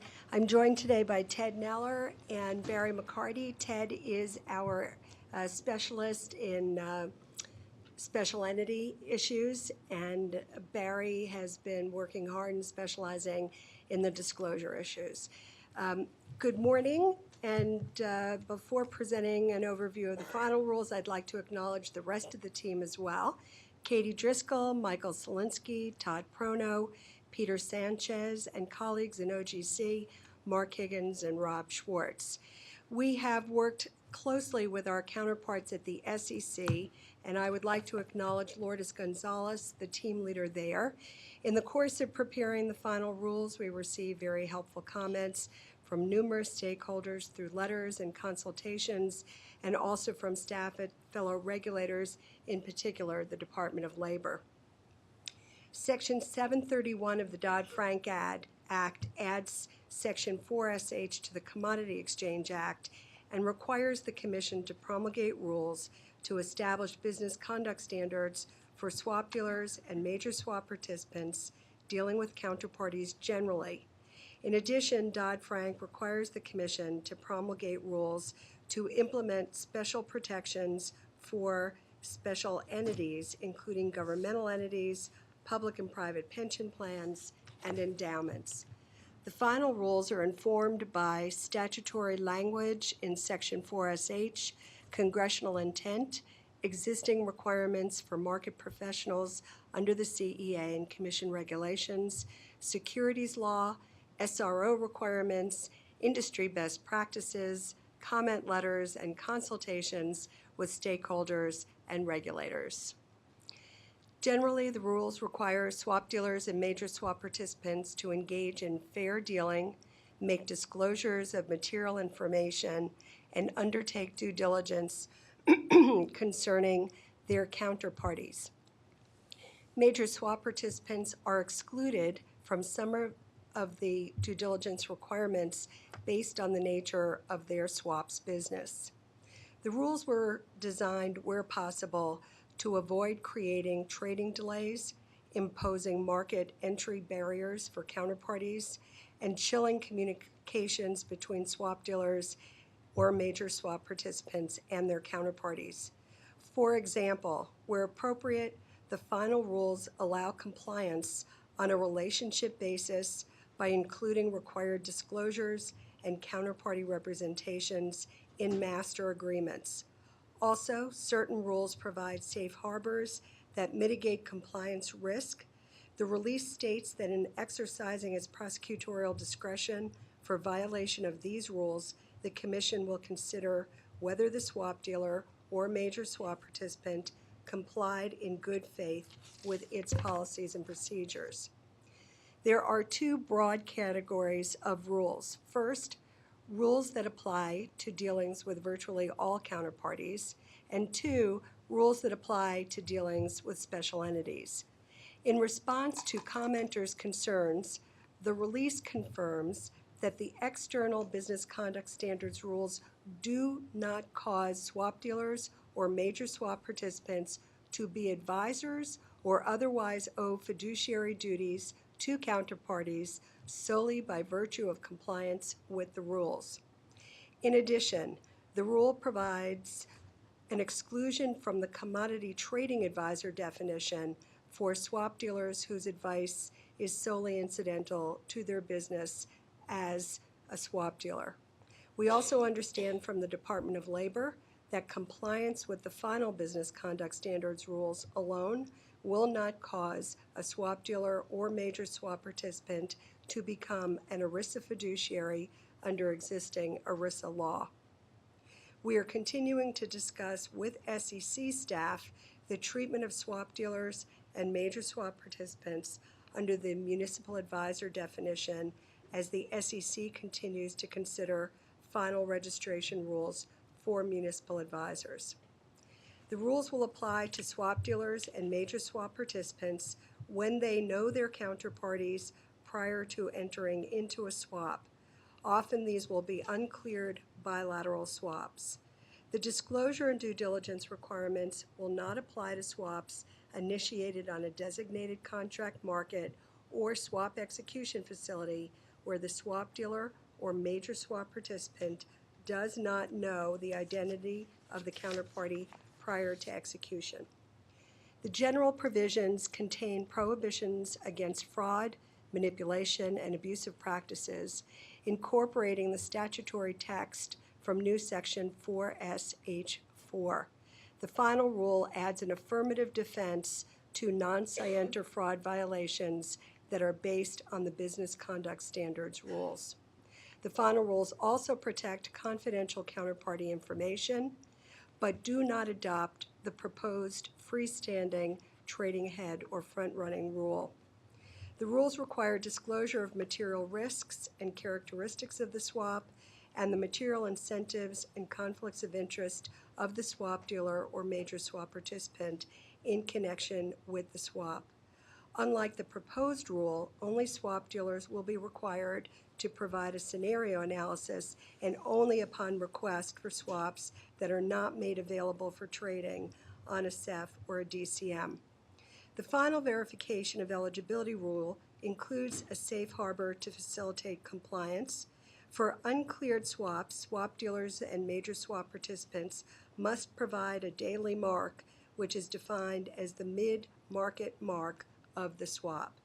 Swap dealers and major swap participants will be required to communicate to counterparties in a fair and balanced manner based on principles of fair dealing and good faith.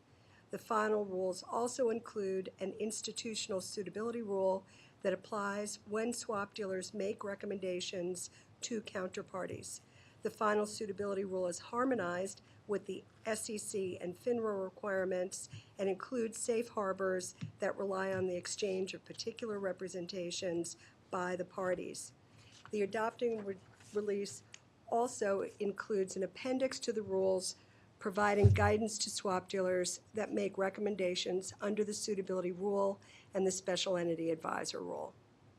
The final rules refine the definition of special entity for certain municipal special entities and employee benefit plans. A swap dealer will act as an advisor to a special entity when it recommends a swap or trading strategy involving a swap that is tailored to the particular needs or characteristics of the special entity. The adopting release confirms that the best interest duty is not a fiduciary duty under this rule. The final rule includes two safe harbors, one for ERISA plans and the other for all special entities. For ERISA plans, a swap dealer will not be acting as an advisor to a special entity if the plan represents that it has an ERISA fiduciary coupled with several other representations. Under the second safe harbor, the swap dealer will not be subject to a best interest duty if it does not express an opinion as to whether the special entity should enter into a recommended swap. And then the special entity represents that it will not rely on the swap dealer, will rely on advice of its independent representative, and the swap dealer discloses that it is not acting in the special entity's best interests. Swap dealers and major swap participants that offer to or enter into a swap with a special entity other than an ERISA plan must have a reasonable basis to believe that the special entity has a representative that meets certain criteria, including independence from the swap dealer or major swap participant. The rule includes a safe harbor for the swap dealer or major swap participant where the special entity and representative represent that they have complied in good faith with policies and procedures reasonably designed to ensure that the representative satisfies the applicable criteria. For ERISA plans, a swap dealer or major swap participant will have a reasonable basis to believe that the plan has an independent representative if that representative is an ERISA fiduciary. The final special entity rules also adopt pay-to-play restrictions for swap dealers when dealing with governmental special entities. This rule is harmonized with existing security side rules for investment advisors and municipal securities dealers. The final rules do not include the proposed swap execution standards rule, and should the Commission determine to consider such a rule in the future, it will repropose the rule. Thank you, and I am happy to try to answer any questions. Sorry for the length. Thank you, Phyllis, Ted, and Barry. Oh, why does it say Charles? Is that It's my first name. your first name? It always throws me off, Mr. Chairman, What's that? when everyone calls him Barry and then you see Charles. Yeah, I know. I started to think it's triplets. With that, I'll entertain a motion to accept the staff recommendation on external business conduct. So moved. And it's exacerbated by the fact he looks so much like his twin. Yeah. Maybe we should bring him to the table. I don't know. No, I don't think. It probably breaks all sorts of federal laws. And it would set a precedent with my twin. That just. I support the final rules to establish business conduct, and I have a longer statement, for the record. But this final rule implements important features that Congress was addressing. I think Commissioner Malia captured colorfully in terms of referring to various popular books about Wall Street, that Congress really wanted to address protections for counterparties and in particular special entities, municipal governments, pension funds that are entrusted with trillions of dollars of assets on behalf of people's retirements. And I think this rule takes a balanced approach to it. I'm just going to mention three things. One is I think it's very important. It was a congressional mandate, but I think we've got it right in the rule. The counterparties will get a daily, what's the value of this outstanding swap? And I think that's particularly important for a lot of municipals and pension funds, but also small banks, small end users, mid-market companies that would not necessarily know what's the value of that, or at least what does their dealer think the value is on those bilateral swaps. And they'll get it mid-market before the profits or the charges that would be there. I think it's very critical. Two, I think it does help protect against fraud and other abuses in the market, but it has a balanced approach with 3 or 4 or 5 places probably in the rule where there's safe harbors, where there's affirmative defenses. I mean, that we really worked with the pension fund community, the ERISA plans, particularly where ERISA has fiduciaries, and there's a whole congressional mandated process that I think this finds the balance. Maybe it is just one question that will come out of it, but I take it that ERISA plans will be able to access this market as they have in the past, though, with additional protections. Is that correct, Phyllis? Yes. It's Yes. a big yes. All right, good. And thirdly, I think, though it doesn't usually get a lot of notice in this, I think it's really important that we, like the Securities and Exchange Commission and the Municipal Securities Board, have brought pay-to-play prohibitions as well, that a dealer in dealing with a municipal or state government that's entering into swaps, and that we have similar rules. I think it's not the heart of this rule, but I think it's a really critical piece for the integrity of these markets and to protect the taxpayers of those various municipal and state folks that enter into swaps. So I support the rule. With that, I'm going to turn to Commissioner Summers. Thank you, and again, thank you to this team for all your hard work. These are very challenging issues, and I think we all understand how complicated it's been to get to a the right place on these, but I have a number of different questions that highlight some of my concerns.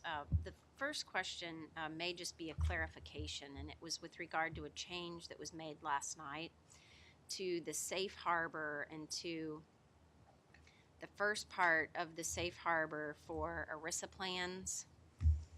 And we added in the language that I think brings consistency to where this same language was used in other places in the rule. The language that was added was complied in good faith.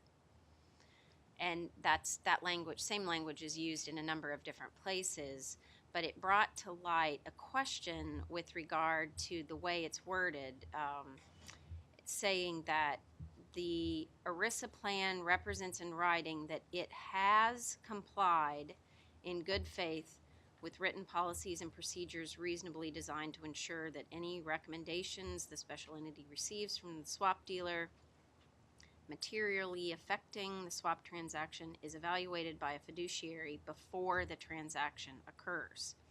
So does that, the way the words are on the page, make this backward looking to where it would have to be on a transaction by transaction basis?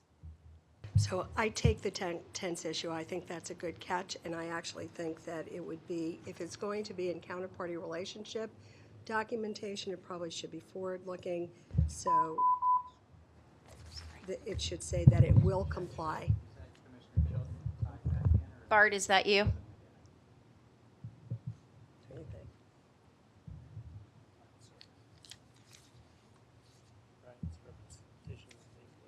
Right.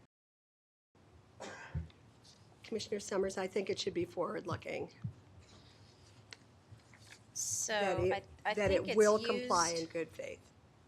it's used in other places, so it may be language that needs to be changed in other places as well, as long as in all the other places you don't intend for it to be on a transaction by transaction basis. I don't know what the intent is. We will go through and make sure in each place whether they are saying something about something they've already done. And the way the reliance on representations works is that you can make a representation today and you can have it renewed with each swap, assuming that there are no changes in the circumstances of the parties. So the fact that it would say something in the past tense is renewed as if it were new again with respect to a subsequent swap. So it may be okay, but we will fly spec that. Okay. This one, I think, feels to me like it should be forward-looking. Okay, thank you. The next part that I had a question about was the addition, this is on page 187, the addition that we made to the preamble with regard to the non-ERISA plans and saying that they can, they can have representations included in their relationship documentation that says that swap dealers will represent that they will not express an opinion, and that all they are allowed to do that if they want to in their relationship documentation, but that does not avail them of some sort of safe harbor to get them out of the other requirements. The way it works is, if what the swap dealer, I could imagine this situation. Swap dealer makes a determination that it doesn't want to be acting in the best interest. It doesn't want to be held to that standard. So it wants to train around a standard that would cause sales staff not to use certain subjective opinion language. So in shaping the relationship between the parties, and the relationship documentation is the place where parties do that, it would certainly be a fair thing. It's not mandated in the rule, but we wanted to clarify that it certainly would be permitted in the rule for them to say, our communications to you are not going to express an opinion about whether you should enter into any particular swap. Now, at the end of the day, if they have a row salesperson, somebody who acts outside of that training, it will not protect completely the dealer from responsibility for having that best interest standard applied to whatever opinion was expressed by the person who's working for on behalf of the dealer. But we thought that it would be helpful to the parties to say, when you're listening to what we are saying, we are not going to the place where we're making a subjective recommendation to you to do a certain thing, that you should do this. In that place, you should consult your independent representative, who you must have under paragraph 5 Right. of the Act. So under that example, if you assume that it is represented in their relationship documentation that the swap dealer will not express an opinion, and a swap dealer does express an opinion, then does the relationship documentation that it says that it will not, it's voided and all the best interest duties kick in? I think it's really a facts and circumstances case, frankly. When you get into litigation, I don't know whether we're talking here about private litigation or we're talking about enforcement action. The place where I'm comfortable, because can't really affect private litigation, but in the enforcement context, we have said throughout this document, on your behalf, hopefully you'll accept it, that when the enforcement division evaluates a non-scienter violation of these rules, to make a judgment whether it's appropriate in any particular case to bring an action for a strict liability provision, it will consider whether or not the swap dealer has acted in good faith in compliance with reasonably designed policies and procedures. From our perspective, it does two things. It's not a gotcha enforcement regime, and yet it is a force for good in a way. It puts the swap dealer, it incentivizes the swap dealer to have robust policies and procedures and to engage in a compliance regime with respect to those, so that when the time comes, and if it comes, they have a basis to say, you should look at us in that light, as opposed to a person who has acted intentionally or without policies and procedures. Okay. Well, I do continue to think that this opinion versus recommendation place for non-ERISA plans is an issue. And I wonder why non-ERISA plans are not able to rely on the same sort of safe harbor that ERISA plans can rely on if they are making a if they are representing that they have a qualified independent representative and they don't, then that would be a problem. But many of these plans do and do not rely on opinions from swap dealers. So I'm not sure why we would not let them rely on that safe harbor, but if you can explain that. This is a place where our approach to this was that where the statute spoke specifically about a particular issue, we felt more constrained in our discretion, and this is one of those places. In fact, you could take the view that rulemaking wasn't required here. You didn't even need to say that there are rules about what it means to act as an advisor, and a swap dealer would be essentially left without any guidance about what would cause them to have to act in the best interest, including what the best interest duty is. So we felt there was a significant amount of compliance risk in that place, and that we looked for ways to cabin the risk without gutting the effect of the provision. The provision says that there will be a time when a swap dealer will act as an advisor. It seemed to us, based on what we had heard from commenters, and I unfortunately or unfortunately actually had worked on the Bankers Trust case in the middle 90s, and Gibson Greetings and Procter & Gamble. And the issues there were all about at what point did the swap dealer assume advisory duties with respect to the counterparty.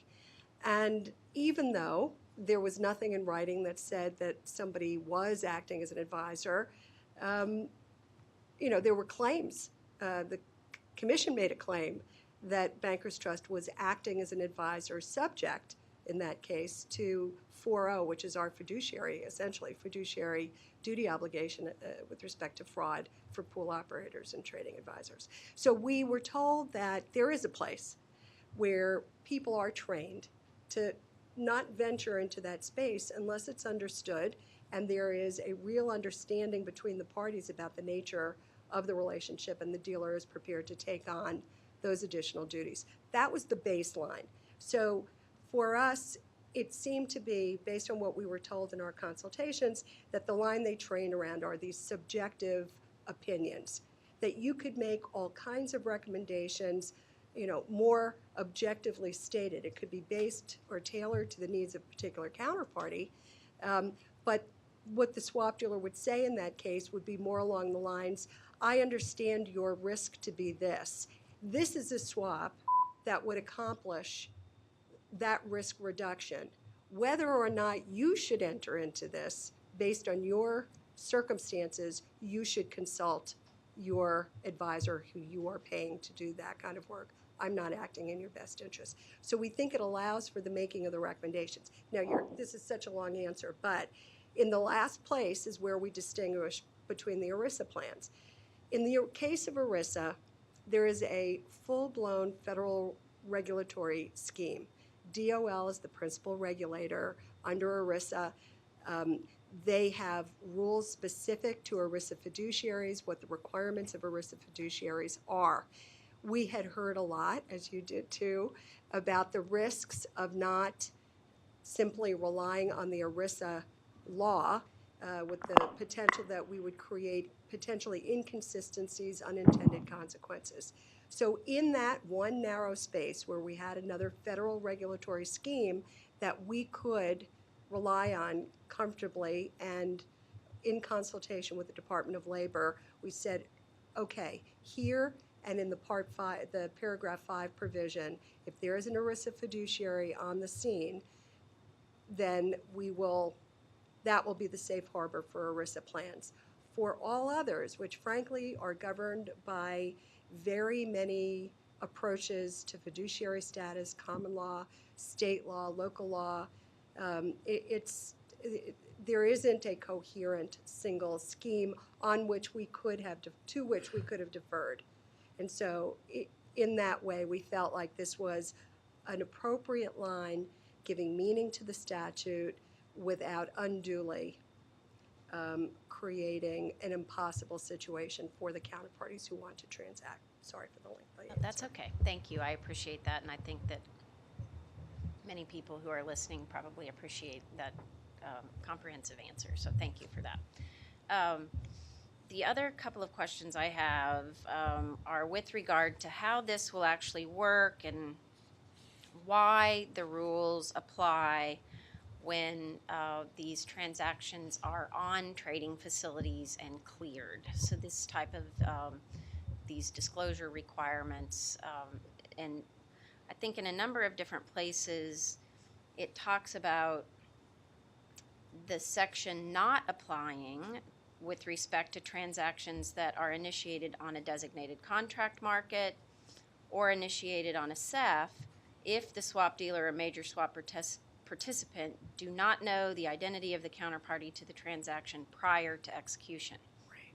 So if they do know the identity of their counterparty prior to execution in a RFQ type model, how will this type of disclosure regime work?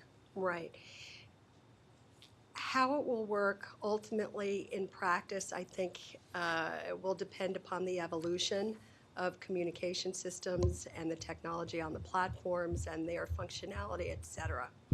But our choice for drawing the line there, again, was another place where we felt there was very limited discretion for the commission given the way the disclosure provision is written in the statute. It talks about disclosure of material risks. There is no out. There is no limitation on when that happens. There is another provision that discusses special entity provisions and references transactions on a SEF or DCM where the swap dealer doesn't know the identity of its counterparty. But, for example, the SEC interpreted that language to apply only to the acts as an advisor and independent rep provisions and not to apply to disclosures. So if I'm correct, I think the SEC's view is that disclosures are made whether you know your counterparty or not. And so we thought that we could use the language in the statute to allow for easier and more effective and less compliance risk. And what we imagined, again, looking at the SEC's release and talking to others who are familiar with how these things can work, the SEF environment will be an electronic environment for the most part. They could develop functionality to put out disclosures for transactions that are permitted to trade on that SEF. They could be given to the SEF by the swap dealer so that the swap dealer can use a sort of substituted compliance to make it happen that way. Or the swap dealer could put all the disclosure information that it thinks is relevant to the types of swaps that it enters into, whether in the SEF environment or in the bilateral environment, and put them in a place. And as long as either they're directed by the SEF or through the response to the RFQ, the counterparty will know where to look. We are not anticipating this be a stop the music kind of disclosure. The other thing is that it is our understanding that for transactions on SEF, it's likely too that the participants on those platforms will have counterparty relationship documentation with other participants in that marketplace. They may not know who they're transacting with at any particular moment, or they may only know about it just before execution, but they would be able, in that counterparty relationship documentation, to include the kinds of disclosures that you're talking about. So we think that where there's a business opportunity and a way to do this, it may very well be in the interests of both the SEF for the sake of drawing liquidity into the marketplace and to have the dealer have a facilitating way to comply. So we're expecting those functionalities to develop. I guess my concern is that it doesn't limit participation on the SEFs to only people that the swap dealer has this type of documentation with. Right. And so the swap dealer feels safe in saying, I know that anybody I may execute a transaction with on this SEF, I'm already papered with, so I'm not running the risk of Right. having to, Right. 1 second before execution find out Right. that this is somebody I don't have disclosure documentation with, and now we have to. Right. So the guidance in the release is explicit on this point, that the swap dealer would be able to work with Right. the SEF or Right. the DCM to develop this functionality. Right. We would consider that substituted compliance and not an evasion. And so we actually think it would be an interesting business model to see how that might look. The next question I have is with regard to the scenario analysis. Yes. And it talks about how the swap dealer or major swap participant, prior to entering into a swap with a counterparty, I'm sorry, I should read this verbatim or else I'm going to mess it up. Prior to entering into a swap with a counterparty other than a swap dealer, major swap participant, security-based swap dealer, or major security-based swap participant that is not made available for trading. So if we finalize a rule like we have proposed that the SEF can make the determination that everything they list is made available for trading, do we really want to hinge the scenario analysis on that fact, that everything that's listed on a SEF is considered made available for trading and the scenario analysis then is not required?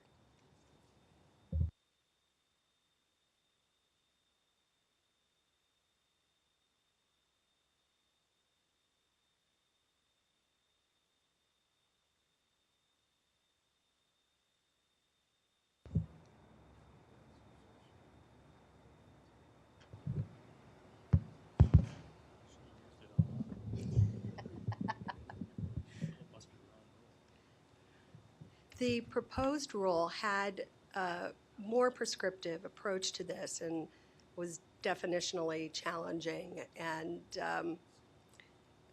people were concerned about that, and we agreed and made it more of an optional rule. But the optionality only kicks in on the made available for trading. If it's not made available Right. for trading, right. So the idea is in the bespoke area, for example, in the area where it's likely to be bilateral, subject to extensive negotiation, that's when.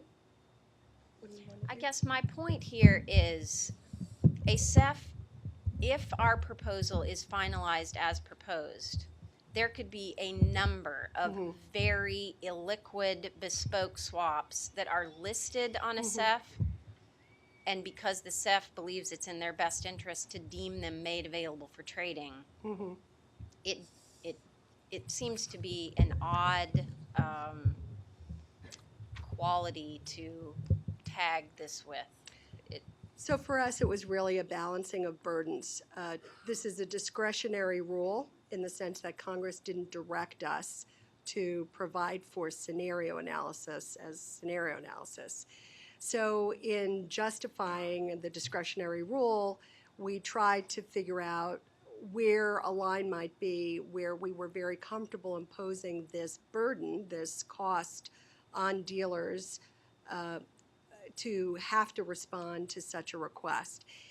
Nothing in the rule, as we say in the adopting release, nothing in the rule would preclude parties from negotiating the receipt of such scenario analysis separate from a duty under the rule. And in fact, what we were told during our consultations, which is why we thought this was an appropriate rule at all, was that it is routine business practice when a counterparty asks for scenario analysis that it is provided, and it's often provided without any cost to the counterparty, at least any separate payment. So I think what we were feeling comfortable with was that in the places where it was likely to be the most helpful, it would be required at the option of the counterparty. In other places, it would be the subject of negotiation. This was one of those where we were hearing concerns about cost and burden. We thought it was a valuable rule and came to this middle, or to this ground, this line for us. Thank you. Thank you, Commissioner Summers. I think Commissioner Chilton is back on. Yeah, I'm here, Mr. Thank you. Chairman. I'm Good. sorry about the technical issues, and I'm glad you have my proxy. I do support all the rules. I don't have any questions on this one. Thank you. Thank you, Commissioner Chilton. Commissioner Amaya. Thank you, Mr. Chairman. Thank you to the team.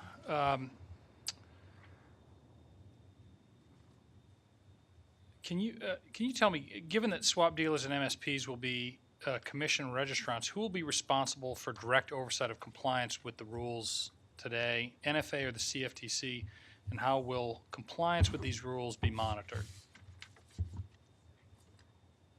We should probably have Mr. Barnett at the table, as we had Ananda the last time.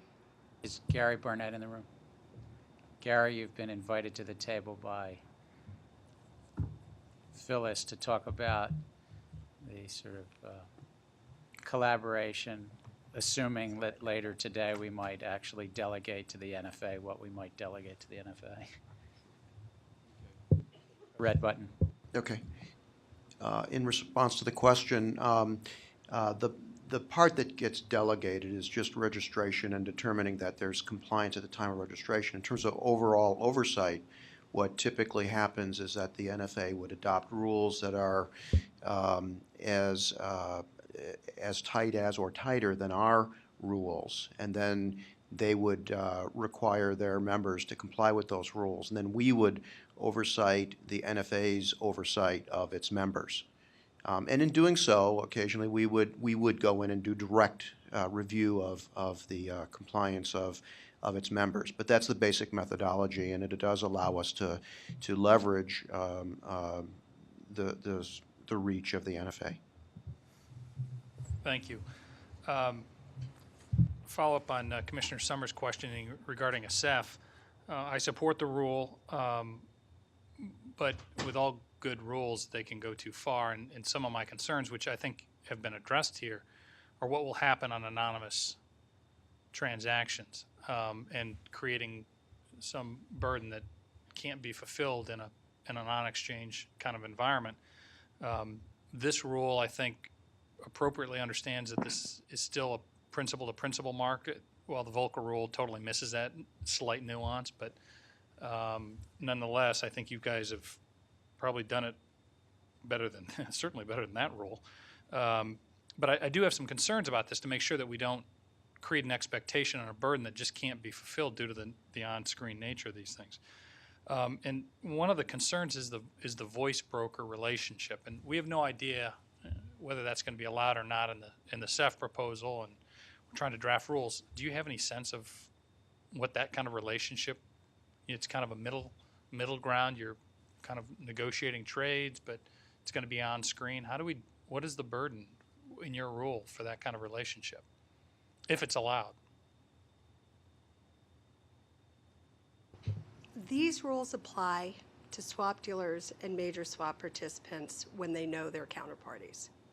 So I'm not sure that I could answer your question because I'm not sure of what interface would occur through the voice broker. If through the voice broker, the swap dealer or major swap participant comes to understand and know who that counterparty is going to be, in the same way that we talked about in the CEF environment, it would seem to me that that voice broker could play a role in making, in helping the swap dealer to comply either upfront or on a transaction basis. But really, I'm a little uncomfortable here because I'm not sure that I know that I don't know the environment well enough to give you an answer you could rely on. Great, thank you. Can you explain why the best execution standard was dropped from this rule? There were a lot of comments, as you would imagine, on the best execution rule. That rule depended upon more of an understanding of the kinds of things that you just asked me about that remain, in my mind anyway, still fuzzy and unclear and haven't fully been developed. So as I recommended that we defer consideration of this, for me, it was that I didn't feel like I understood well enough what the communication schemes were that would cause a dealer to be able to get the necessary information or how transactions would occur.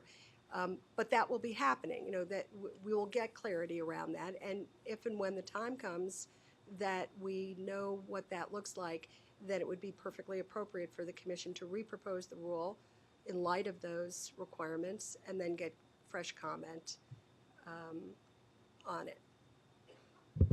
Well, I do appreciate the fact that we didn't overreach on something we had no understanding of how the market will transact, so I definitely support Well, that. at least as with respect to me. I'm sure there are others who probably know better, but I didn't.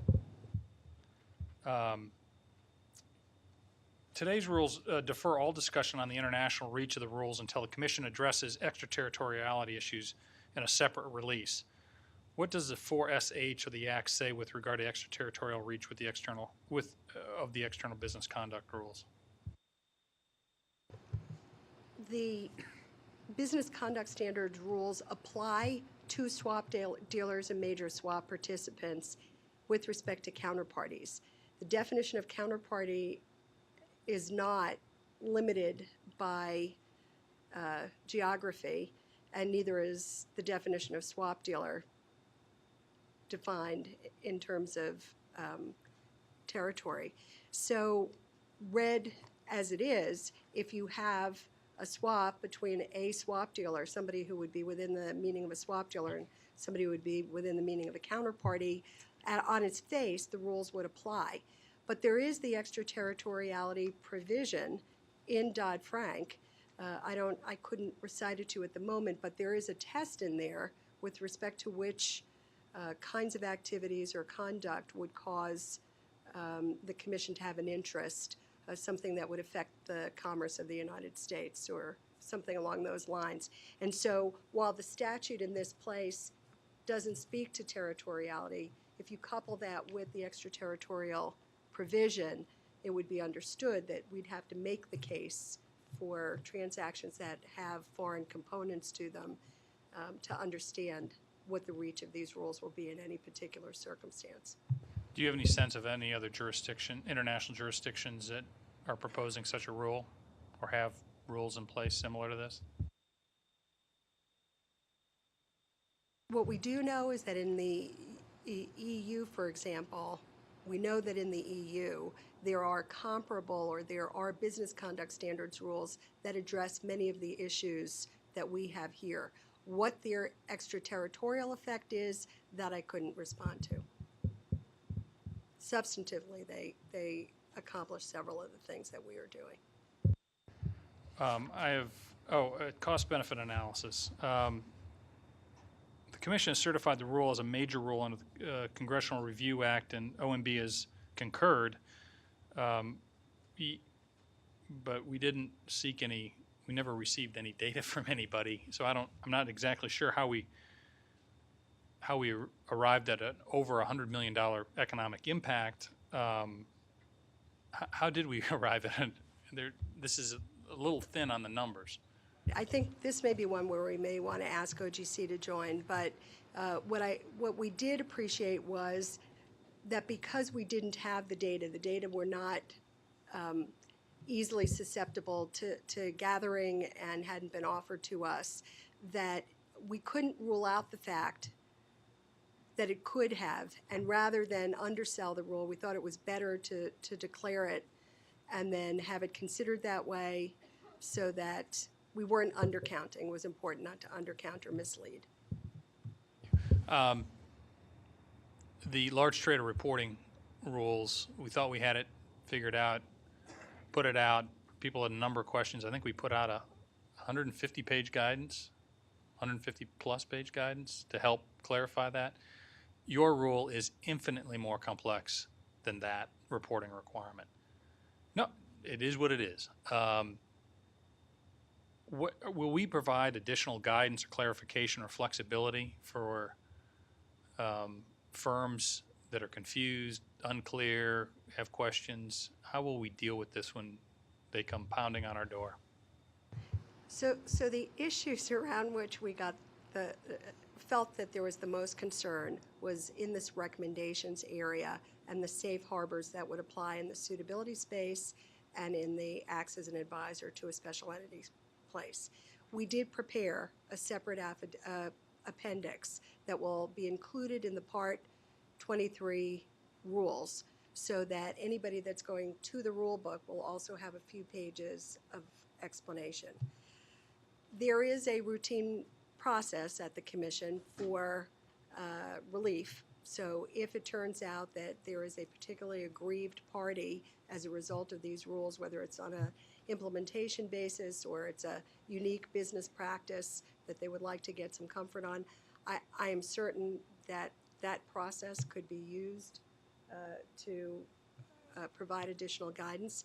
And I would assume that if the staff is permitted and encouraged by the Commission, we would be very happy to take people through these rules in forums that are comfortable to try to give some texture to the words. Let me just jump in and clarify. You are absolutely permitted. The staff and every rule team, as we finalize these things, is encouraged to help market participants, subject to staff resources. We are an agency that is limited in resources, but to help market participants understand that which these rules mean. That's all I have. Thank you. Thank you to the rule team. Thank you, Commissioner Maya. Commissioner Wiegand. I think my fellow commissioners and I think all of us have had tours of duty in the public sector and the private sector, and we've all interacted with a number of different people, a lot of very talented people, impressive people.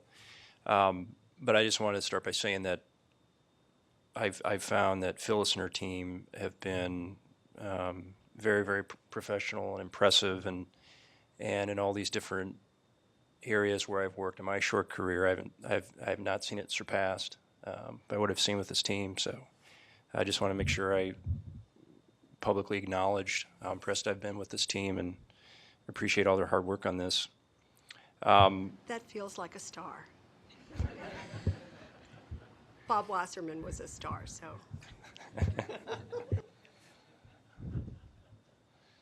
We talked about starting a Rookie of the Year award or something. Maybe we should have a Veteran of the Year award too, possibly.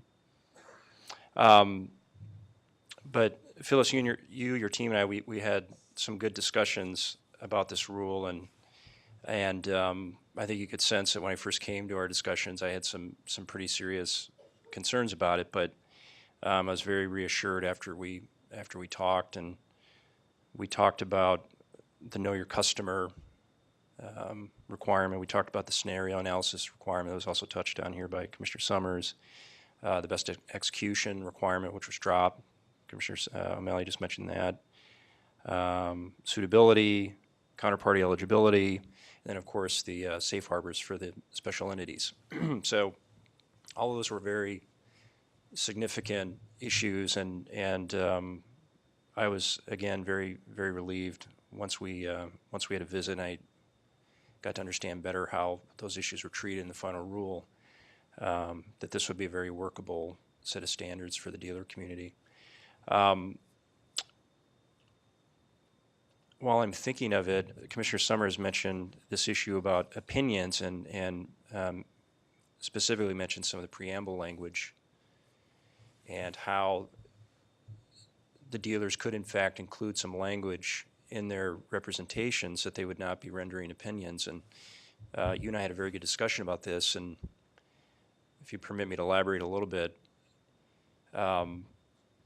what I took from our discussion is that this language, while not exonerating for a swap dealer, could be very, very useful in a number of different respects.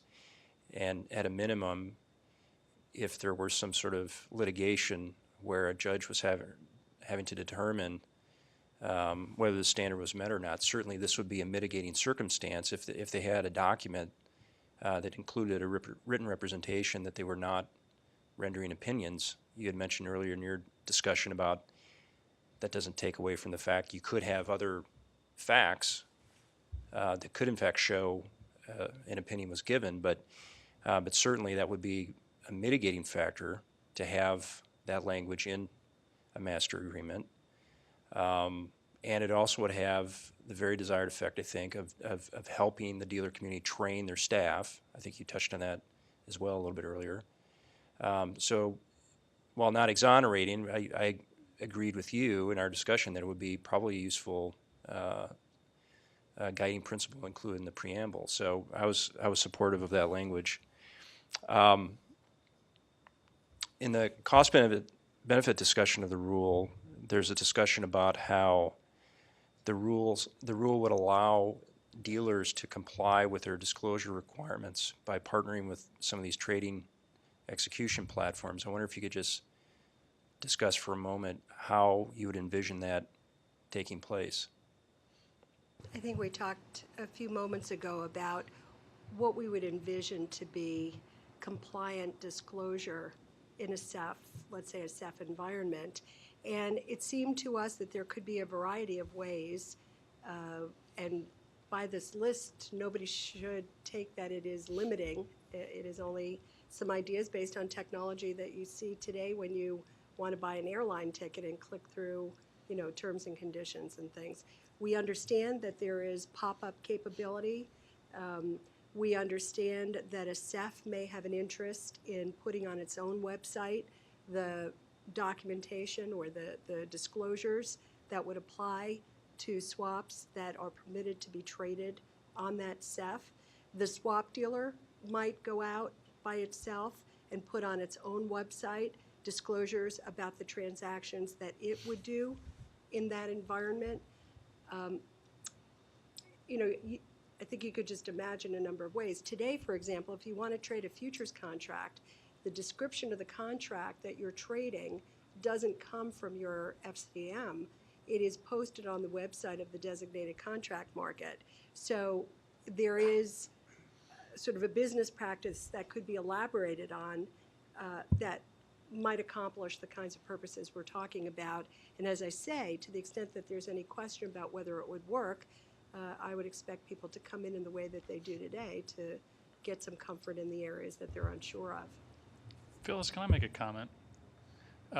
If we have modeled these rules to be comparable to what airlines disclose, we've completely screwed it up.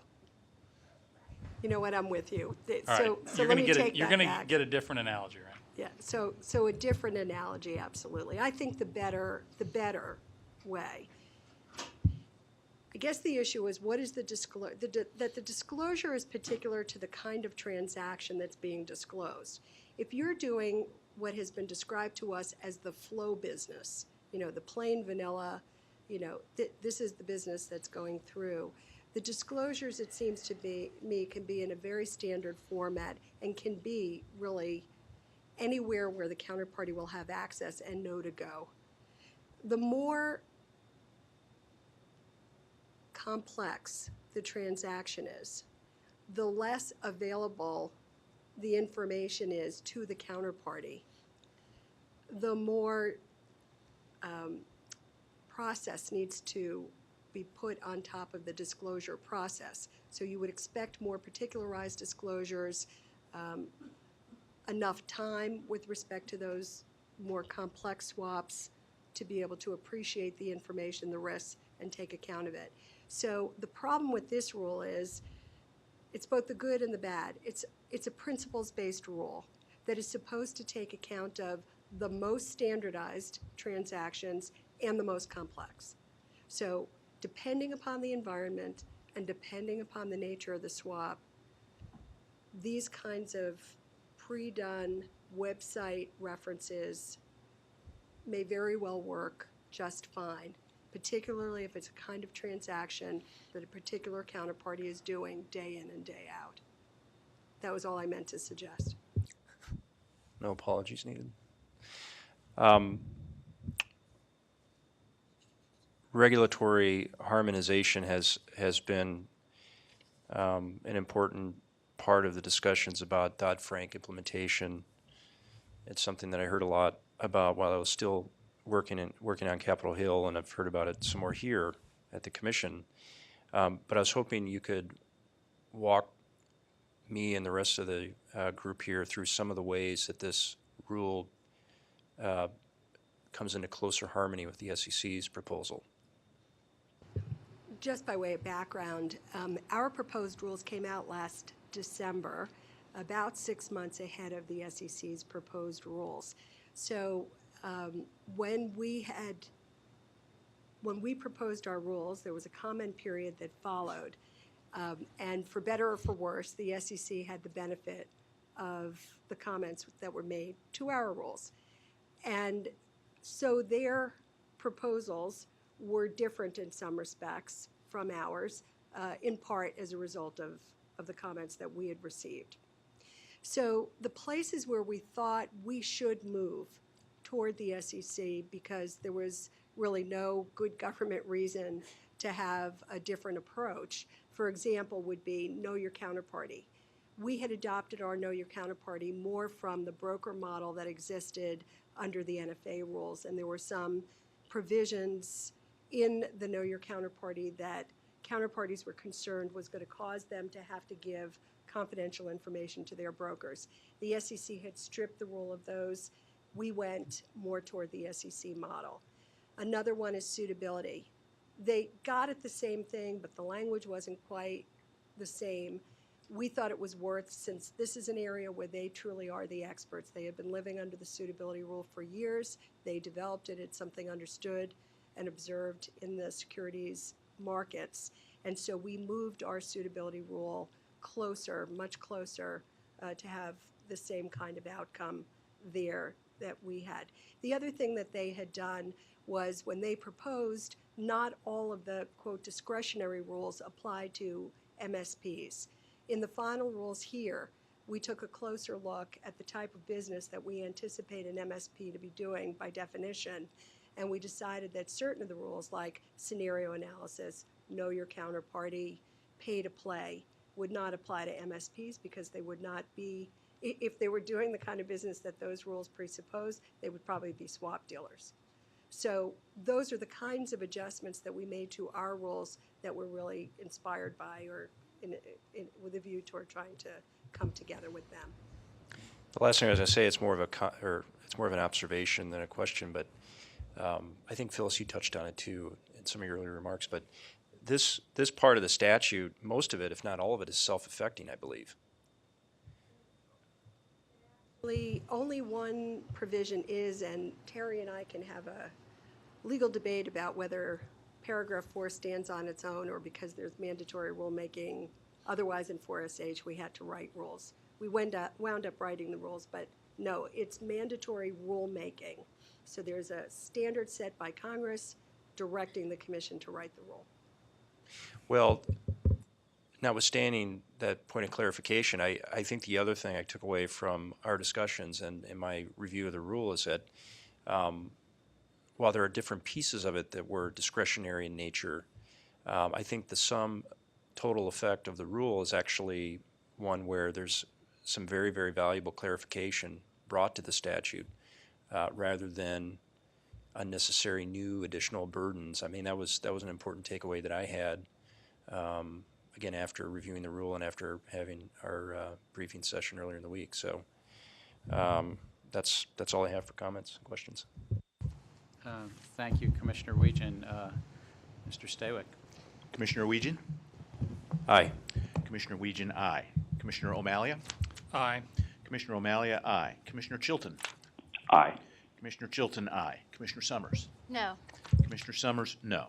Mr. Chairman? Aye. Mr. Chairman, aye. Mr. Chairman, on this question, the yeas are 4, the nays are 1. The ayes have it, and the staff recommendation is accepted. Before you leave the table, did you have something, Phyllis? I just wanted to say that we are going to make an adjustment to one bit of language here that we're going to check throughout. And so I think you do something where you allow. I'm all right. Oh, I'm all sorry. right, I'm all right. But thank you for that bit of advice. I just want to compliment the teams for all that you've done here. Not picking anything, but I think that when Mr. Obie suggested, when you didn't know it, that you be the team lead for this, it was an excellent recommendation. So a shout out for Phyllis, for Steve Obie, for David Meister for letting the Enforcement Division so well contribute to this rulemaking. So thanks.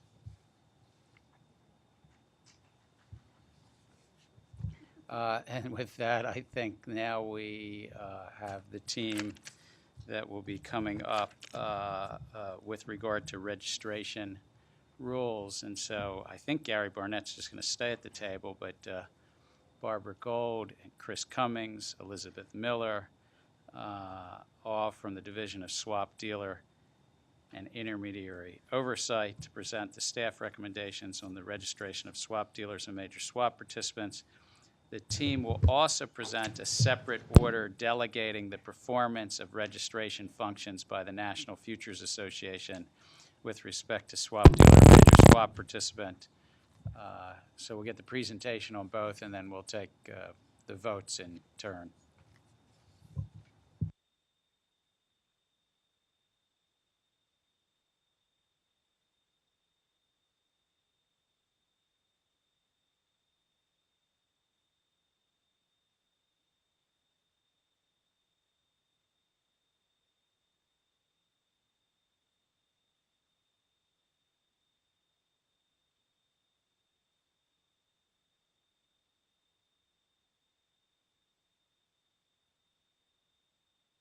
Is that, Phyllis, is that your son who?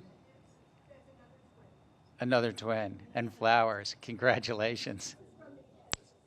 From the SEC? It might be.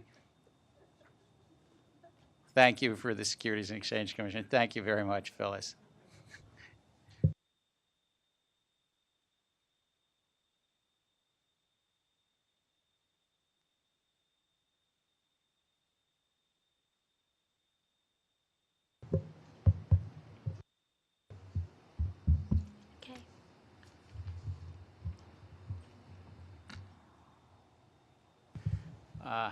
handing it over to Barbara Gold, who's been the team lead on this, and Elizabeth, Chris, and Gary. Thank you. Preliminarily, I'd like to thank the members of my team, Richard Wagner, Warren Gorlick, Steve Kane, Leanne Duffy, Gloria Clement, and specifically from DSIO, my staff Chris Cummings and Elizabeth Miller. Chris first developed the concepts of provisional registration and phased implementation, which is a concept we know now that other teams are employing. As far as Elizabeth has been involved in every single step of this process, and at every single step, her performance has been exemplary. So I'm sure all of us on the team would say that for us, Elizabeth has been the star of this team. I'd also like to thank Mike Crowley, Associate General Counsel at NFA, for his continuing availability on technical assistance throughout the rulemaking process. At the outset, I'd like to clarify that these regulations go solely to the registration process. They don't go to the swap dealer or major swap participant definitions. They don't go to any exceptions from registration because the Act prohibits exceptions from registration. As we've already heard, they don't go to extraterritorial matters because extraterritoriality is going to be considered at a subsequent date. And these regulations don't go to the substance of any of these Section 4S implementing regulations because those regulations are being separately considered. We just heard one of them, external business conduct. So again, these registration regulations just go to the process of regulation itself. The Commission proposed this registration process in November of 2010, and what the Commission did at that point in time and what we're recommending it adopt today is amendments to the existing registration scheme for all other registrants. This is identical to what the Commission did for retail foreign exchange dealers, or RFEDs, in October of 2010. So what these regulations would do would incorporate swap dealers and major swap participants into Part 3, which is the Commission's registration regulations. Unlike other registration issues or situations, however, the Commission didn't also propose to require the registration of salespeople or associated persons of swap dealers and major swap participants because Dodd-Frank did not give us that authority, that is the registration authority over APs of SDs and MSPs. And as has also been mentioned today, that consistent with prior actions, the Commission proposed to delegate to the National Futures Association, NFA, the authority to register swap dealers and major swap participants. Based on the comments the Commission received, we're recommending that the Commission adopt the registration process regulations essentially in the form as proposed.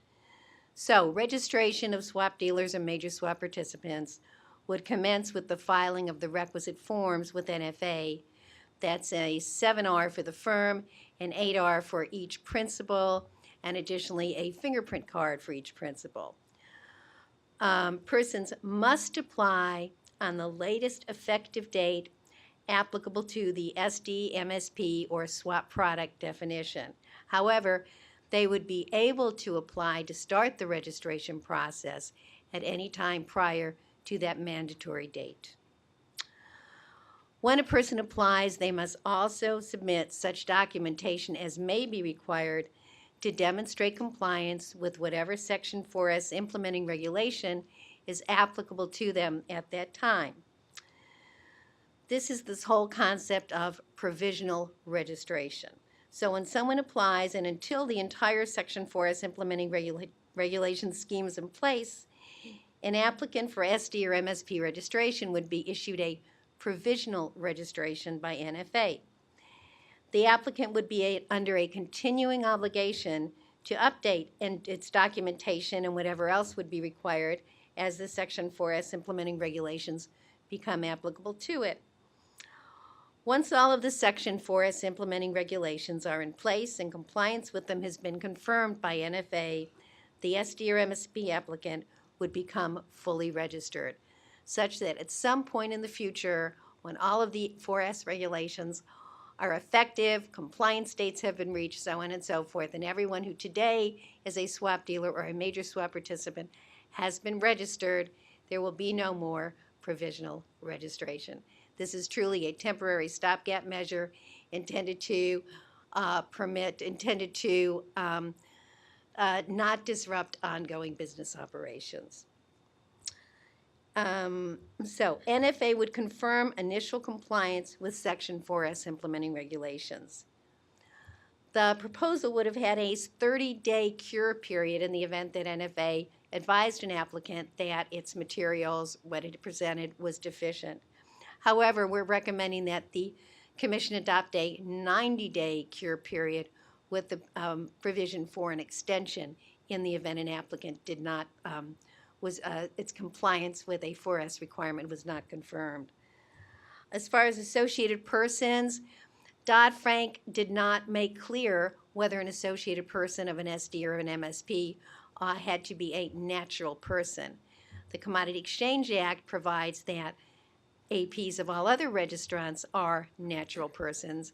We asked for comments. The comments were uniformly in support of the Commission having a regulation that clarified that APs of SDs and MSPs were natural persons, and that would appear in the final regulations.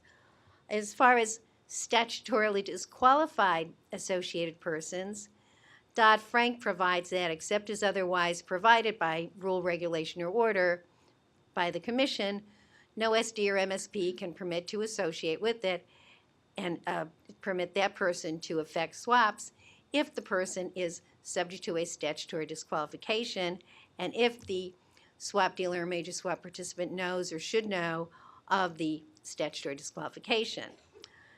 The proposal did not have any exception. The proposal just would have had an outright ban on the association. NFA in its comment letter pointed out that without an exception, this would result in an anomalous situation. Over the years, the Commission has delegated to NFA the authority to register persons, including APs. And in connection with this delegated authority, from time to time, NFA has given a pass to an applicant as an AP or as a principal who has, for example, a statutory disqualification, but it might be a fine for marijuana possession, 2 ounces, 27 years old. So what NFA said was that if this person had gotten into the system as an AP on the retail side, it would be anomalous not to let it into the system as an AP on the institutional swap side. So in the regulations you have before you today, we're recommending that the Commission does adopt, pursuant to statutory authority, an exception for APs and principals in this situation. Let's see. As to the vetting of APs of SDs and MSPs, we're not recommending that NFA be required to be the third-party service provider, but rather that a swap dealer or major swap participant should be allowed to use whatever third-party service provider it would like in this regard. For example, Kroll is someone who readily comes to mind. Let's see, consistent, and this has also been brought up, consistent with the current registration scheme, and as proposed, we're recommending that the Commission would delegate its registration responsibilities under the Act to NFA. This would be in the notice and order that you have before you today. So NFA would process applications for registration as an SD or MSP, and NFA would confirm initial compliance with the Section 4S implementing regulations. However, and I believe this also previously been mentioned, but I believe it bears repeating, the notice and order specifically states that the Commission would retain all authority over SDs and MSPs as its registrants, including the authority to develop regulations for them and to conduct inspections of them. And this is consistent with our current operations with respect to all other registrants. Further, with respect to NFA, we're recommending adoption of the proposed requirement that SDs and MSPs become a member of a registered futures association. Currently, NFA is the sole registered futures association, and we are aware that NFA has been taking steps to amend its organizational documents and its rules to include SDs and MSPs within them. Thank you. Chair will entertain a motion to accept the staff recommendation on registration. So moved. I might have to ask Dan a question. Can I ask questions about the delegation as well, even though there's not a stint? I mean, or do I? All right, I can ask questions about both. Great. Thanks, Dan. I think I support both of these, the rule and the order, but I did just have a question on the delegation. We're delegating to NFA the registration Yes, function, and that's a process. yes. But it ties to the question that Commissioner Malia had, I think, earlier with Gary Burnett. Are we formally delegating examination as well, or is it just as a practical effect of this delegation, they have the examination? I'm just trying to We are understand. delegating the authority to confirm initial compliance with the Section 4S implementing regulations, business conduct, internal, external, designation of chief compliance officer, and so on. We're also requiring that swap dealers and major swap participants become members of NFA. NFA is amending its documents, amending its rules, and adopting new rules to provide for the regulation, the oversight of SD and MSPs as their members. These rules are going to be equivalent to or stricter than the rules that we have for SDs and MSPs. This is exactly what goes on today, for example, with FCMs. NFA conducts oversight activities, has rules for FCMs as its members. We additionally have rules for FCMs. NFA's rules are based off of ours, and we additionally engage in oversight activities. Basically, this is a good way, as also, as I believe mentioned, to leverage off of NFA's existing resources. I think I understood that. I guess, so we're going to go through today. We finalized one of the business conduct rules, or called the 4S rules. And today is a significant day because we're starting this new critical package of final rules of business conduct. But I think there's 5 or 6 more. There's internal business conduct, there's documentation, segregation for uncleared swaps, and so forth, capital, margin. And so it's a relation to Commissioner Malia's question. I just want to make sure the delegation's all that we need. The NFA would be conducting ongoing compliance, not just registration compliance, but some ongoing examination, ongoing compliance, as I understand our dialogue with the NFA.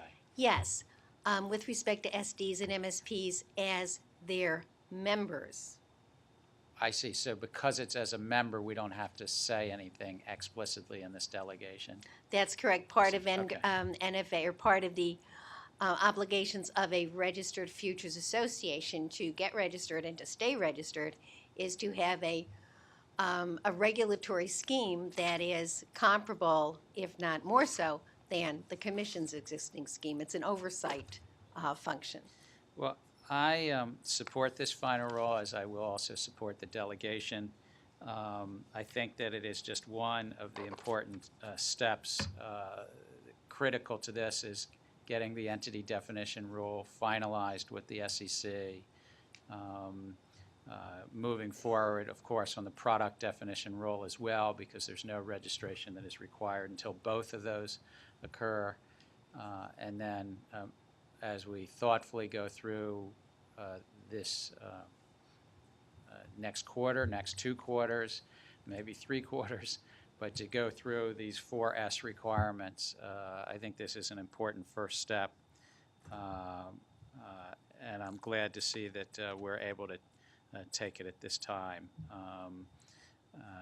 I think critically, as we leverage off of NFA, it's important that we and the public understand that we still have critical responsibilities to oversee this market.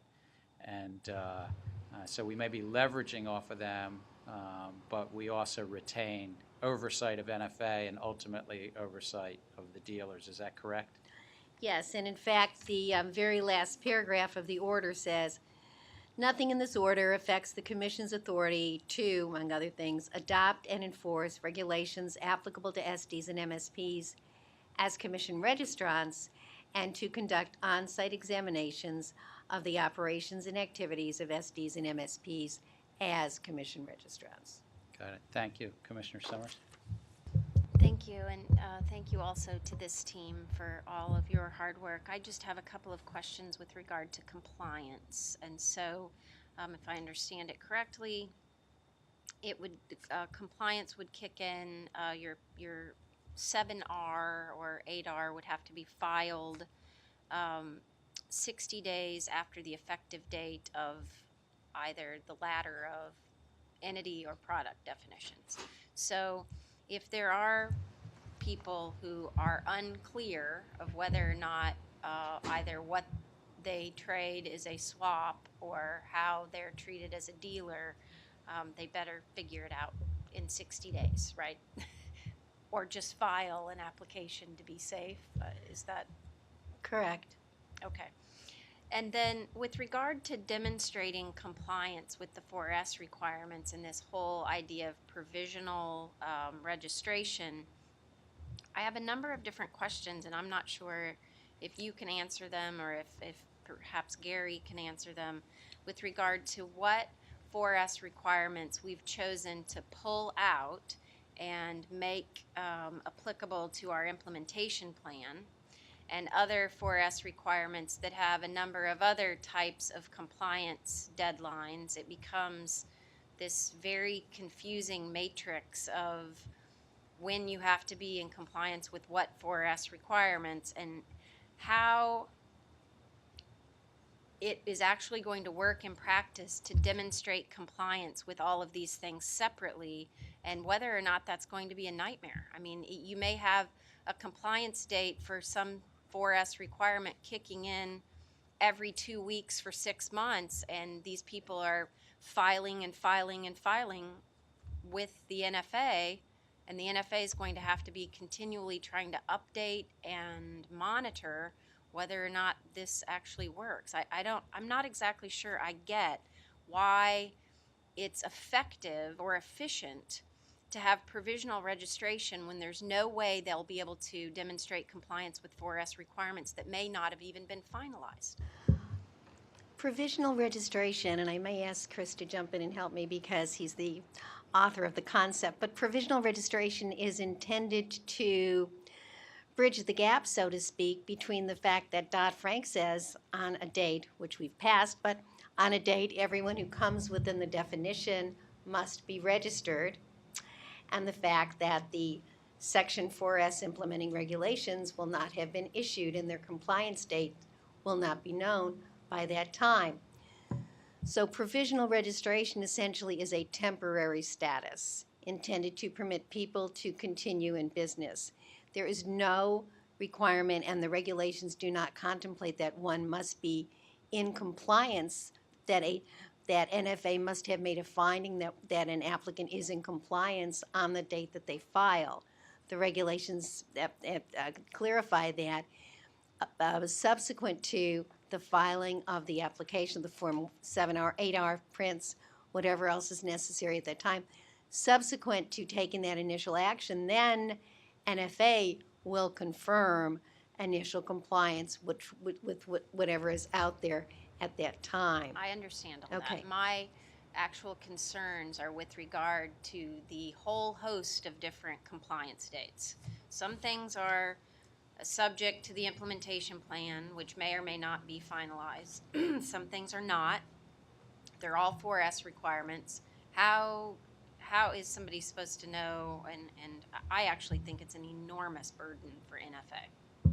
They're only supposed to be in compliance with these rules as they become effective. I mean, we're not talking about trying, I'm missing the question, but as they provisionally register, if some rules are not yet effective, they don't have any obligation to be in compliance. And then as those become effective, they have to show Right. compliance. My concern is that there potentially is dozens of different dates for compliance.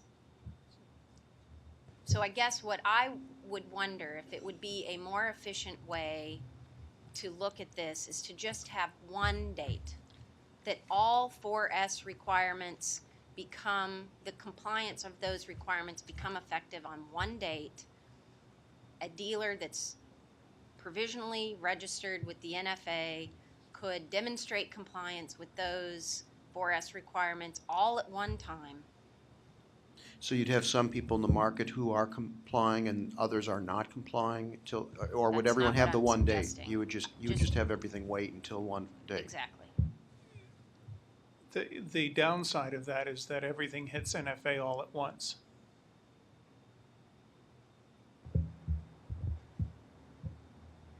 Now, I understand that, I just,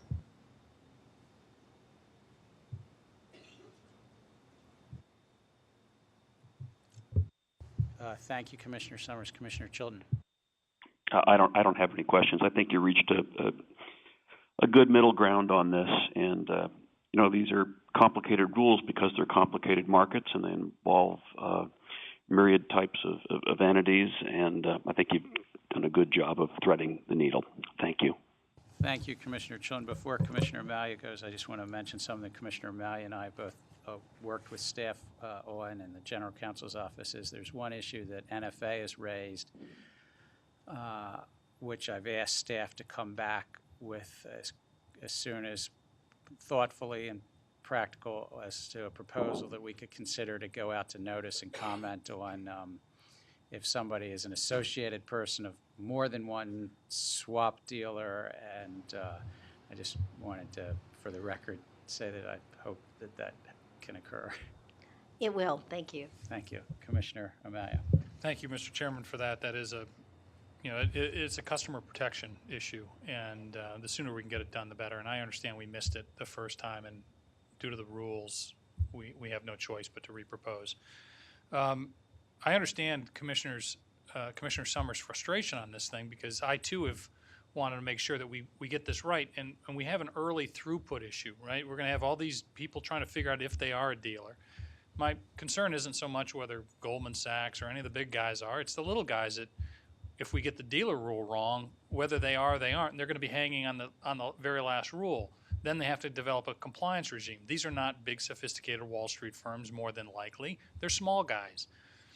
And frankly, I suspect, based on what I've seen of the entity definition, I think many of them shouldn't be dealers. But we'll have to, you know, kind of work that through. I just want to make sure that NFA is not under any artificial timeline to make these proposals, and therefore not do an adequate job to make sure that they're in full compliance, and firms have adequate time frame. I'm not asking a question, so just relax. I did propose an amendment to this proposal that would have put all of the timetable fixes in this, so you could see it in this proposal. I understand that is not the will of the Commission. They preferred a more piecemeal approach on a rule-by-rule basis. I don't like that idea, but I am satisfied that we did have other fixes on the provisional registration that will not force NFA into making bad decisions or untimely decisions. So I'm okay with that. Not real satisfied with the piecemeal, but we'll go from there. So I appreciate. Can I just add something? I think I'll take a rule that I think we won't get to till sometime this spring, and even maybe into the summer, is a 4S requirement on margin. We're working, I don't know where Jackie Mesa is, but we're working internationally to try to have a coordinated effort. A lot of people, Congress would like us to be coordinated internationally, dealers would like us to be, customers would. So that's a 4S requirement that by its nature could come later, and we might even put a long implementation. I don't know, whatever the will of this commission and the SEC and others are. Whereas others, like external business conduct, might, you know, once people know they're a dealer, you know, might actually go effective, I guess, you know, in the fall of this year. I think we laid out something which was 6 months plus 2 months. I think it was an 8-month implementation, so that would probably be going effective if we finalize all the other rules in the fall, whereas margin might be later. So I think that's why I'm more inclined towards, as you call it, you know, rule by rule, because I wouldn't want to force a decision on margin early, because I'm not sure where we'll end up on margin, for instance. So that's why we might have a difference here. Thank you. Commissioner Weejan. Thanks, Mr. Chairman. Thank you to the team for your work on this rule. Appreciate all your efforts. I guess piggybacking on the back and forth to my left here, I guess what I was wondering is I think I've been hearing different messages from folks. In fact, this comment or question could relate more to Commissioner Summers' remarks, but it's not clear to me that every market participant wants one single date of compliance just because of the burdens that that would pose on their folks internally. And so I guess the question to the group here with respect to this rule is what sorts of things have you folks been hearing along those lines, and why did you settle on the requirement that you did? I mean, just asking, market participants have teams in place, allocated and divided responsibilities to put Dodd-Frank into place. And I think they want clarity, and they want to know what's required of them as soon as possible. So I think for them to want to wait for some later date and then be told at once and then have to make everything move at once, I don't think that's, at least that's not what I've heard from people. That's not the message that's been communicated to me anyway. That's all. I'm sorry. I can't recall in the comments that anyone specifically said they wanted all of the rules issued at one time, the Section 4S rules. I think what the comments went more to just having adequate notice and adequate time. That's all I have. Can I clarify something? Sure, I Commissioner wasn't Summers. suggesting that we issue all the rules at the same time. There's no doubt, I think, in the schedule that we've talked about putting on the website from today that we're going to be doing these 4S rules for the next 6 months. We've already done some of them. So there's going to be, I think, a staggered time for us voting on those rules. But if you look far enough ahead in the future to say that there'd be one date for compliance, it just seems to make sense to me. My question was about compliance, not when the rules were issued. But And yeah, I'm just going to add, as I said to Commissioner Mallion, I know that you were out of the room for a second. I think that it helps lower the cost and lower the burden on the dealer and ultimately the cost of this change, that some of these are staggered and phased implementation. And I used as an example margin, which for a lot of reasons, we want to get international input, SEC input, bank.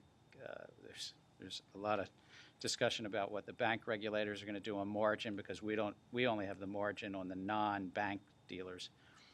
So that coordination will take a while to finalize, but also we might decide at that point to give a longer implementation phasing because if we finalize it this summer, then, for instance, what we did earlier today on external business conduct. So I think it helps, and we might have a difference here, but I think it helps lower some of the uncertainty and cost to allow the dealers to stagger some of these things. And we might legitimately decide margin, for instance, needs a lot more time.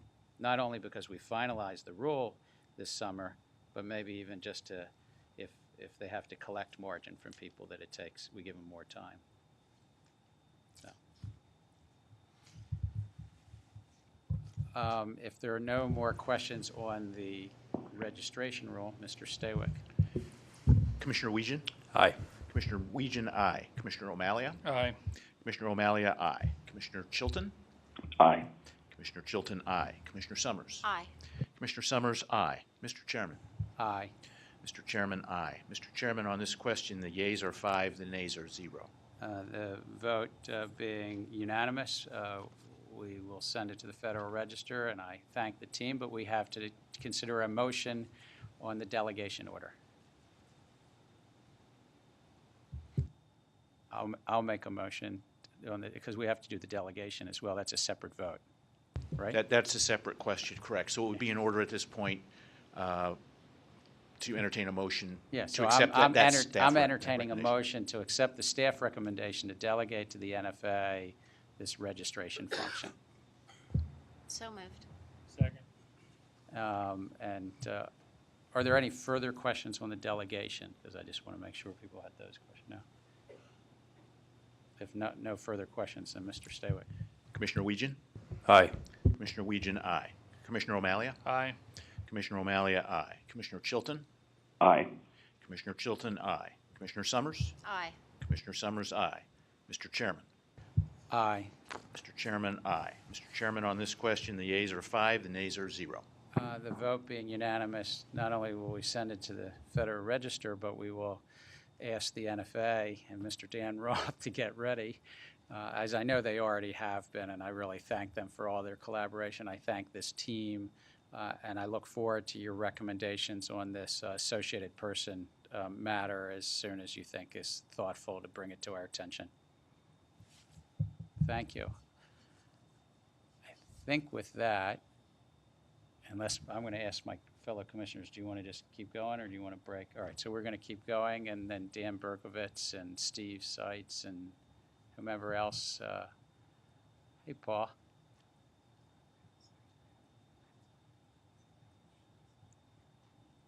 Gary Burnett, you're going to stay with this one? Great.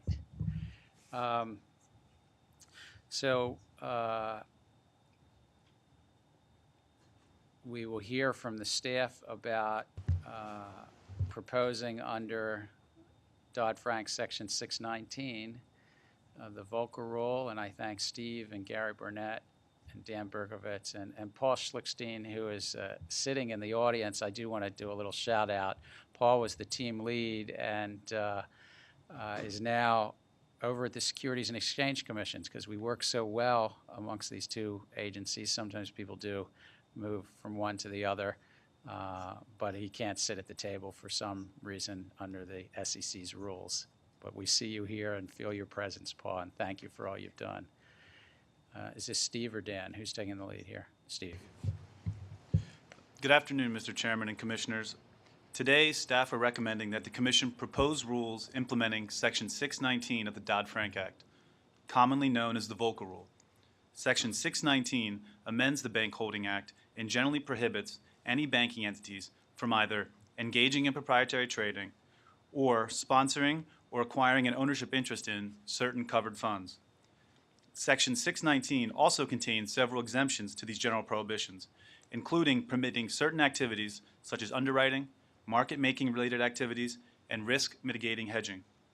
Section 619 also provides exemptions for organizing and offering a covered fund and for making a de minimis investment in these funds.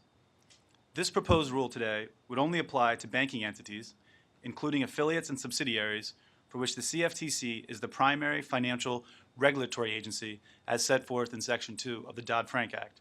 Most notably, this would include CFTC-registered swap dealers, commodity pool operators, and commodity trading advisors.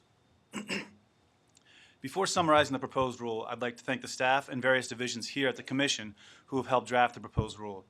And additionally, we would also like to thank our colleagues at the Board of Governors of the Federal Reserve System, the Office of the Comptroller of the Currency, the Federal Deposit Insurance Corporation, the Securities and Exchange Commission, as well as the Treasury Department for all their help in formulating this proposal. Section 619 requires the various financial regulators to consult and coordinate with each other to assure that the Volcker regulations are comparable and consistently applied to the affected banking entities. This proposed rule is the result of an extensive and coordinated rulemaking process among the various financial regulators. Accordingly, the CFTC's proposed rule is substantively similar to the joint rule that was previously proposed by the banking regulators and the SEC in October. Staff is recommending, similar to these other agencies, that the Commission propose the entire text of the proposed common rule section from the joint rule. And similar to these other agencies, the CFTC is proposing to modify this commonly shared joint rule with CFTC-specific rule text. Our proposal also contains several additional questions asking whether certain provisions of the joint rule are applicable and should be applicable to CFTC-regulated banking entities. As required under Section 619 of the Dodd-Frank Act, the proposed rule prohibits banking entities, such as registered swap dealers, commodity pool operators, and commodity trading advisors, from engaging in proprietary trading and having certain interest in and relationships with covered funds. The proposed definition of proprietary trading generally mirrors the statutory definition, and this means engaging as a principal for the trading account of a covered banking entity in any purchase or sale of certain financial instruments. It does not include acting as a custodian, agent, or broker for an unaffiliated third party. The proposed definition of proprietary trading contains two critical terms. The first is trading account, and the second is covered financial position. If a banking entity enters into a transaction or trading strategy that falls outside of these two definitions, then such transaction or trading strategy is not covered by the Volcker Rule prohibitions. The proposed definition of trading account includes accounts used to acquire financial positions principally for the purpose of short-term gain.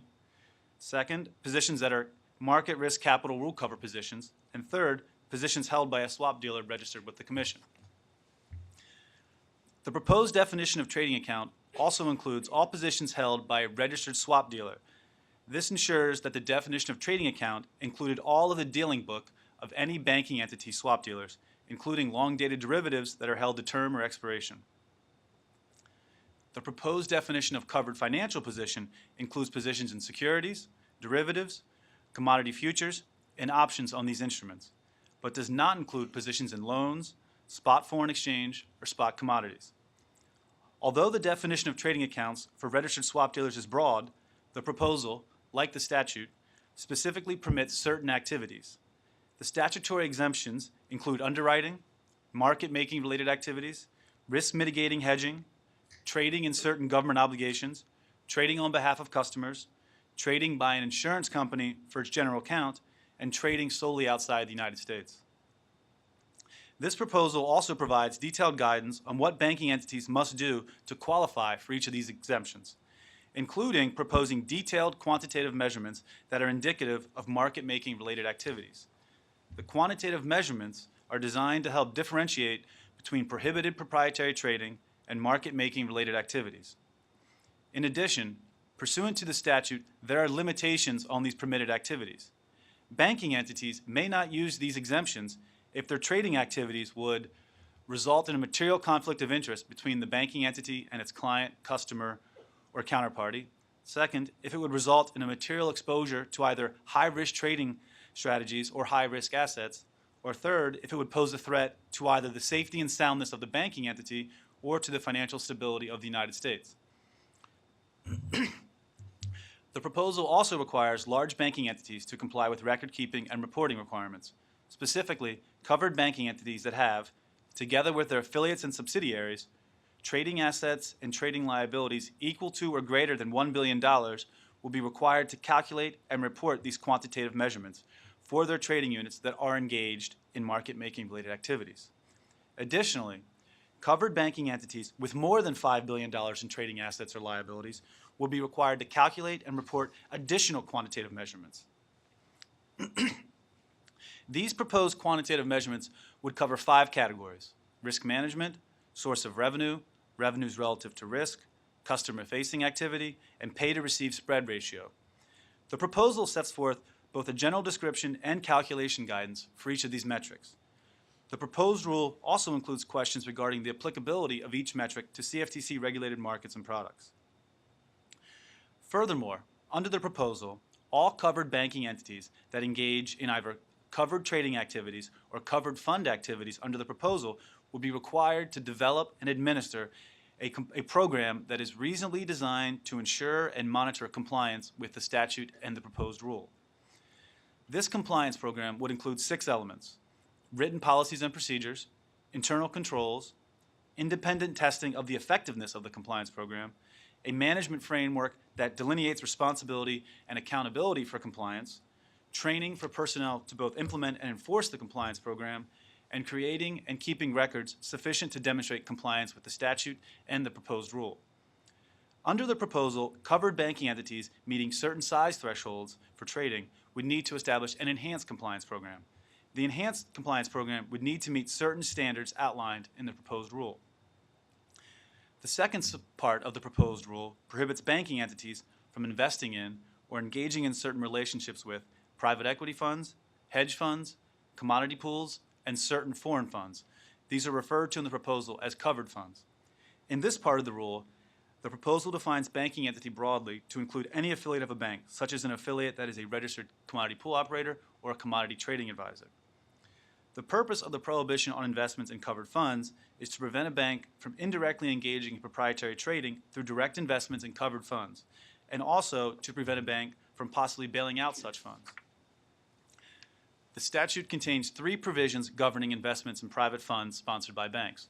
First, the bank and its affiliate advisor can invest no more than 3% of its Tier 1 capital in a private fund it sponsors, which is the aggregate limitation.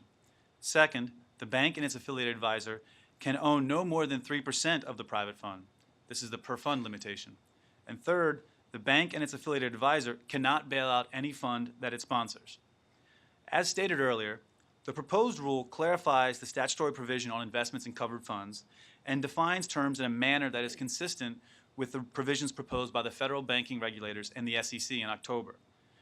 The proposal attempts to not impose unnecessary restrictions on the ability of commodity pool operators and commodity trading advisors to provide advisory services.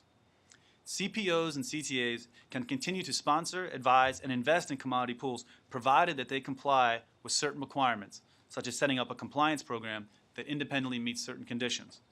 The proposal also asks questions on how advisors such as CPOs and CTAs would be affected by the proposed regulation. In conclusion, we look forward to receiving comment from market participants and the public on the proposal, and we are happy to answer any questions that you may have. Thank you, Steve. I will now entertain a motion to accept the staff recommendation on this proposal. So moved. Now it's time for questions. I'm going to support this proposal, and I'll chat a little bit about why in a moment, but I do have a couple of questions.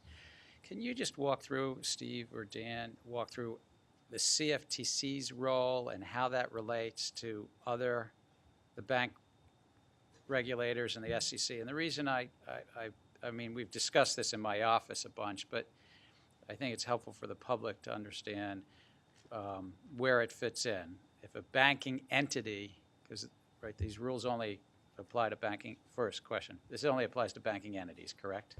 That's correct. The rule applies only to certain banking entities, Okay. and then within those banking entities, it's the entities that we are the primary financial regulator for, such as swap dealers that are associated or affiliated with those banking entities. So maybe you've answered part of my question. So it only relates to where we're a primary financial regulator, such as a swap dealer, or is it also a futures commission merchant that's part of a larger banking entity? That's correct. There's a series of entities for which we're the primary regulator under Section 2. It includes swap dealers, futures commission merchants, CPOs, CTAs. So if you can answer a question I asked in yesterday, but if there's a swap dealer that's part of a bank,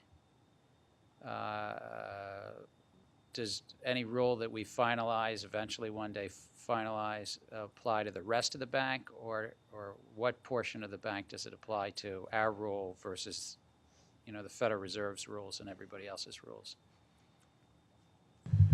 Well, our rule would apply to those activities with respect to which we are the primary regulator.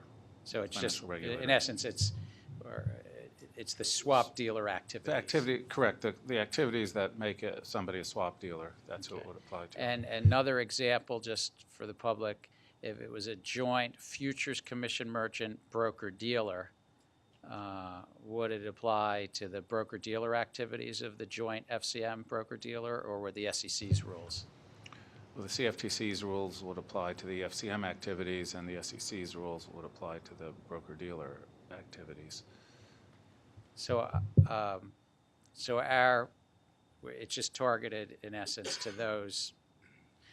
And then, because Commissioner Mallia and I have had a lot of discussions about this, and with you, Dan, can you walk us through? We have rule writing authority. What is our examination or enforcement authorities with regard to this rule, or is it the banking regulators that have some of that?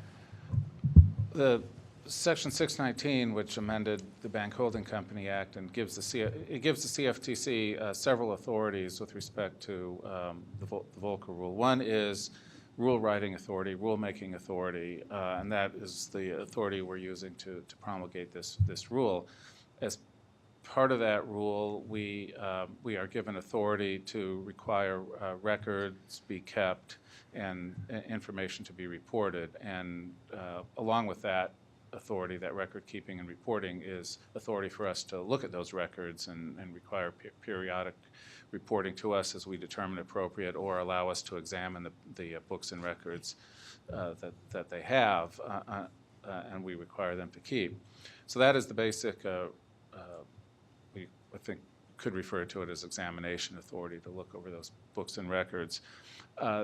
The statute also provides authority when there is a violation of the prohibitions on proprietary trading, after notice and opportunity for the potential violator to be heard, we can order that the offending activity be terminated or undone. So we do have that very specific enforcement authority to, when there's been a violation, to terminate the activity and order that the investment be divested, basically. But if I can carry on, am I correct that under the Bank Holding Company Act, it's the banking regulators that have the broader enforcement authority for any violations of rules promulgated under the Bank Holding Company Act? That's correct. The banking regulators have broad authority under the Bank Holding Company Act to take enforcement action for any violation of that act, and that would include our rules that we have promulgated pursuant to that act. So they would have that enforcement authority. Correct. The reason I ask it is I do support the proposed implementing rule. I think it's important to put it out to public comment. The banking regulators and the SEC put out to public comment in September. No, I guess it was October. In October, this rule, this is virtually, I mean, it's a mirror of that. I mean, we changed all references to the SEC to references to us and things like that. But this is basically a mirror. I'm glad we added a handful of additional questions, and the spirit of those questions were, do we really need this in our rule?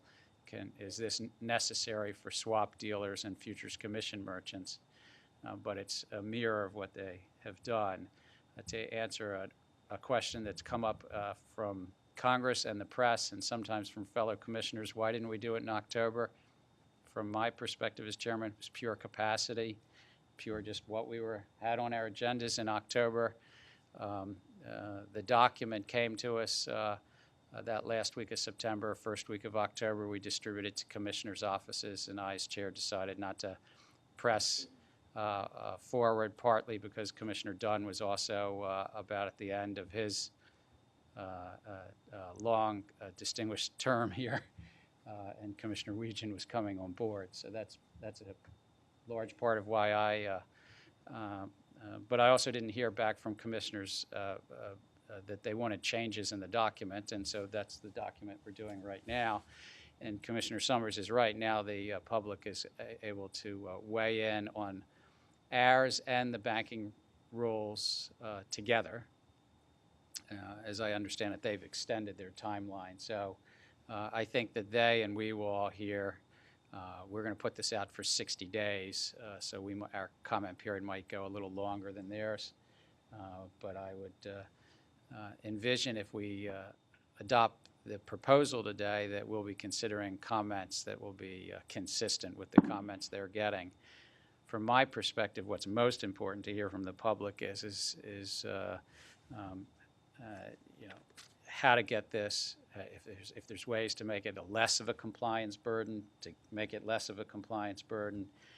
I think it's a very challenging thing that Congress has given the regulators to do here, and ultimately the dealers and the banks to do, is how to legitimately make markets, how to underwrite securities, how to keep liquid markets going, but at the same time not proprietary trade. And that's what we'll be sorting through in these comments. And I truly, I look forward to the comments and to your question. I mean, if for some reason the other regulators decide that something's not a logical outgrowth and has to be reproposed, I would assume that we'd be right in there with them doing similar things, to your question, Commissioner Summers. Because I think our role here is it's important, it's significant, but it's actually just a supporting member where the bank regulators have the lead role. I don't know if Dan or Gary, you agree with that, but I think they have the lead role from what I understand in this. Is that right? Yes. Yeah. So I'm going to, Commissioner Summers. I just have a couple of questions, and one of them is a follow-up to, Dan, your answer that you just gave about what our enforcement authority is. So if there is a violation of a prohibited trade, we can ask them to get out of that trade. What if they refuse? Do we have the ability to then rip their registration, to do other, what's the hammer to tell them you need to get out of this trade, but if we can't do anything about it if they don't? Well, I think that we, along with the statutory provision, we have the authority to require the divestment, which would be judicially enforceable, that an order issued under that authority of the Bank Holding Company Act that we would have would be something that's judicially enforceable in and of itself. So we could take them to court to say get out of the trade, but we couldn't fine them or... The enforcement authority for that type of civil penalty authority, the statute, Section 13, the Bank Holding Company Act, does not give us that authority. Okay. My other question is with regard to a change that was made this morning, and I'm just trying to make sure that I understand this additional text on page 57, which has to do with the interplay between market making in the Volcker rule and what we end up doing in the entity definition rulemaking. So if we define market making in the entity definition rule, and whether or not it's considered in a way to determine whether or not it's considered bona fide market making, and that is in conflict with what's in the Volcker rule, what happens then?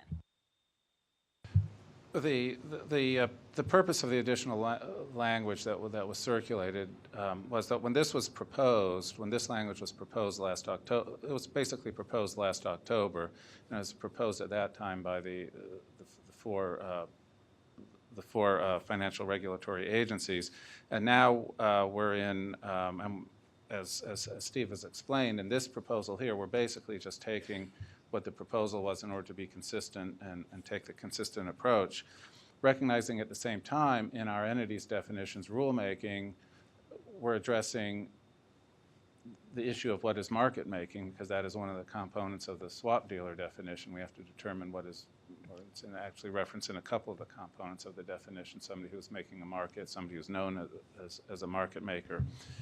So the question arises, should we have the same considerations for market making in both rules, or are there considerations that would lend that there to be one different than the other, or should it be the same? So the purpose of the additional language was basically to put the public on notice that we're coming out with this entities definitions rulemaking.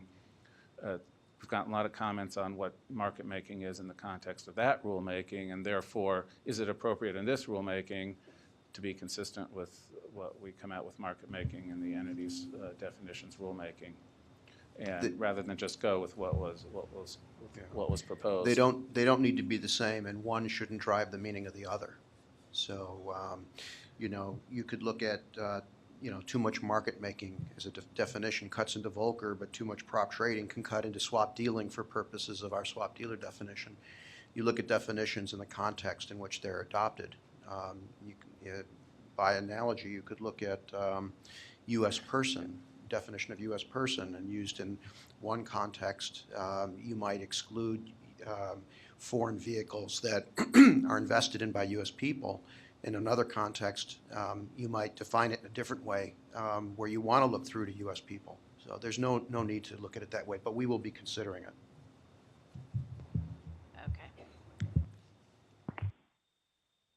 Thank you, Commissioner Summers. Commissioner Chilton? Thanks, Mr. Chairman. Like I said, I support the proposal. I did want to clarify something, because for the longest time, I just assumed that we didn't even need to do a proposal on this, that this was pretty much in the banking world, and that what they did sort of superseded what we did. So in following on the chairman's questions about what this proposal would do and who it would impact, and essentially just our registrants, Mr. Berkovitz, if the banking regulators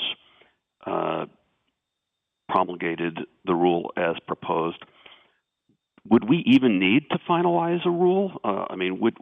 Doesn't their ability with regard to overseeing and enforcing this sort of supersede anything we would do? Not anything, but doesn't it? Couldn't it be done without us, I guess is my question. They would have the ability to finalize their rule with respect to the entities for which they are the primary financial regulator, but with respect to the entities for which we are the primary financial regulator, we would have to finalize a rule to make it effective for those activities for which we are the primary financial regulator.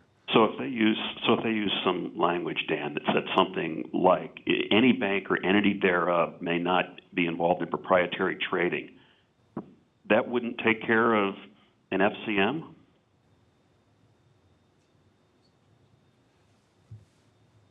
Any bank or entity thereof. That wouldn't just automatically say that the FCM can't be involved in prop trading? Yeah, we would have to issue the rule with respect to the FCMs for which we are the primary financial regulator. It specifically gives us the authority in those areas. So that's why the rule is joint between all the various agencies, because each agency has to do it within the scope of its own authority. So the reach does not include FCMs from the banking regulators. If they say any bank or entity thereof, or whatever the appropriate word, there's no way that they would be able to cover what's going on in our space. That's correct. I just want to be clear, in our space, as the chairman's question initially indicated, an FCM may be an FCM broker-dealer, so they may have an entity may have several different spaces, and the rule could be effective for things that are not in our space, but things that are specifically in our space, such as the FCM registered activities, futures commission merchants, basically activities for their customers, swap dealers for their swap dealing activities. We have to issue the rule to have the proprietary trading prohibitions and fund investment provisions go into effect. One more, I'll tease it out, just one more little bit here. So you said earlier in answer to a question, Dan, you said that the banking regulators would have enforcement authority if they saw that the banks were involved in proprietary trading, even in our space. So they'd have some enforcement authority, but not oversight authority in our area?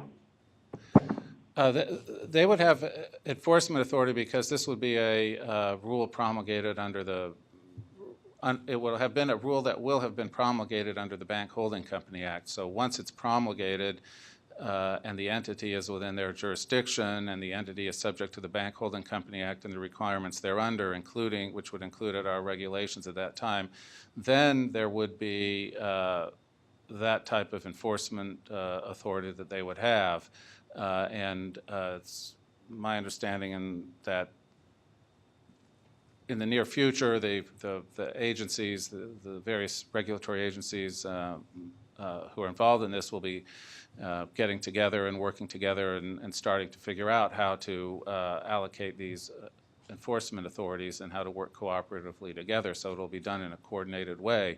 But essentially the answer is yes, that once we promulgate our rules, we will have certain authorities that we can do, inspection authorities, examination authorities, I should say.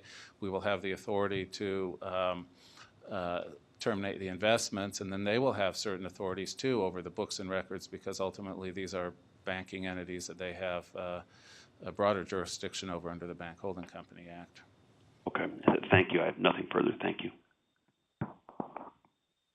Thank you, Commissioner Chilton.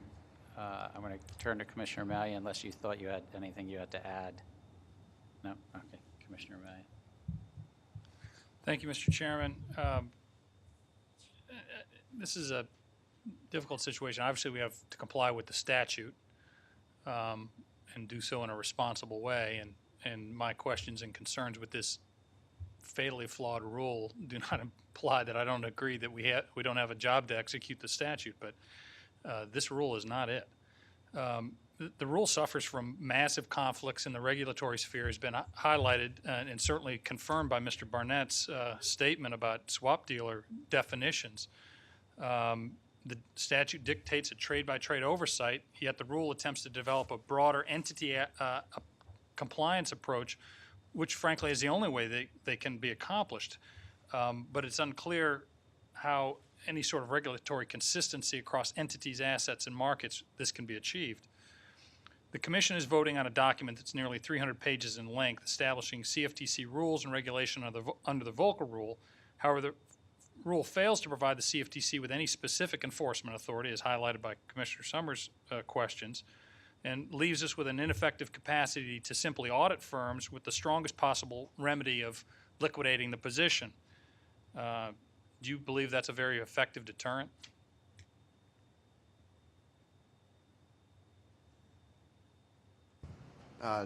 No, I actually wasn't tracking your whole question to the end. Do you believe liquidation is a very effective deterrent for a violation? No. The rule imposes a massive oversight responsibility to verify the complex metrics required by this rule. And it's a tiered regulatory approach. I think that's maybe that's a good idea. I don't know if 1 billion and 5 billion, I don't know where they got those numbers. Do you have any sense? No, but I think what they were, I mean, to the extent you're asking me, I think they were trying to excise prop trading as concisely as they can. I mean, that's a colloquial term. To define it colloquially would have left permitted activities at risk. So you see a lot of stuff going on where they're trying very hard to define prop trading, and at the same time they're building in all kinds of safeguards against permitted activities, and by the time you're done, you've got this very, very large rule that everybody said go back and think about it again. Right. Do you have any sense of how many entities the Commission will be regulating under this rule? I do not at this point. I could run it down for you, but I don't have it. Okay. Yeah. And I'm curious as to how we're going to perform this oversight rule. Clearly, we require firms to set up a compliance program. We've either 17 or 7 metrics, depending on how big you are in your tiered approach. That reporting has to come in on roughly a monthly basis on very subjective things. How are we going to surveil that? It seems difficult to me. I don't think this is a technology solution. I agree with you. I mean, I think we're looking at this as, dealing with 619 that requires comparable and consistently applied statutes. So we know that, we want to get on the same page with our co-regulators and go back through these questions. So I don't know that we're looking at how to comply with what is here, but we need to get into the discussion here and then And Commissioner May, if I could try, I think that, though I have not yet taken any part of this, I know from the staff that the banking regulators are looking to work with the SEC and us on some understandings, whether those are documented in a literally written document or whatever, to answer some of your very question, that if a banking entity is under the Federal Reserve and they have supervisors usually there anyway, I mean, they have more staff than us, that we might actually, in this arrangements with the banking regulators, answer your question, but I think it's still to be worked out, rather than us having to go in there. But that still doesn't solve the conflict here. Relies, we've got 300 pages of regulation that are specific to this body, and we have kind of an obligation now. We've created this obligation that we have some oversight and responsibility, yet no way to enforce it, no way to make it happen. Frankly, no way to understand how the metrics are being used. I mean, we have MF Global highlighted the fact that on 30 days after, we have we have the seg reporting requirement. 30 days after, they have to report how their seg funds are doing. In a matter of days, that all changed. And now we've got brand new metrics that are frankly wide, vast, and vague and require us to pinpoint at an exact time whether these firms are in compliance or not after the fact on an ad hoc basis. It's an impossible job for us to do. And yet, even if we did do it, utilizing the resources we don't have, we have no authority to enforce it. Let me keep going. On page 67, 68, the document discusses 7 criteria a bank must rely on for a hedging exemption. In the third criteria, there's a discussion about, quote, dynamic hedging. At the top of page 68, it says the CFTC recognizes, quote, the CFTC recognizes that in such dynamic hedging, material changes in risk may require a corresponding modification to the banking entity's current hedge position. That makes complete sense to me. I get it. Especially in a principal-to-principal OTC market. Things are changing, markets change, there's credit risk, et cetera. We go on to the next criteria, the fourth criteria. The proposal lays out several factors that would impact the, quote, reasonableness of correlation depending on the facts and circumstances, end quote. And it lists, quote, and these are the factors: initial position, risk created, liquidity of the instrument, and legitimacy of the hedge. Again, all of those make sense to me. But it doesn't make our job very easy, of course, because these are somewhat subjective based on a kind of a point in time. But then the fourth paragraph closes with this last sentence. Regardless of the precise degree of correlation, if the predicted performance of a hedged position during the period that the hedged position and the related position are held would result in a banking entity earning appreciable more profit on the hedge position than it stood to lose, the hedge position would appear likely to be prop trading designed to result from profit rather than exempt hedge position. So we've gone through all these criteria saying it's very subjective, facts and circumstances, blah, blah, blah, and then we go at the end of the day and say, oh, by the way, you made too much money. And it's kind of an ad hoc ex post determination. How is anybody supposed to have any confidence that they can put on a position and have this type of standard control, being the controlling regulation? What do people do with that? It's more rhetorical. I understand. Okay.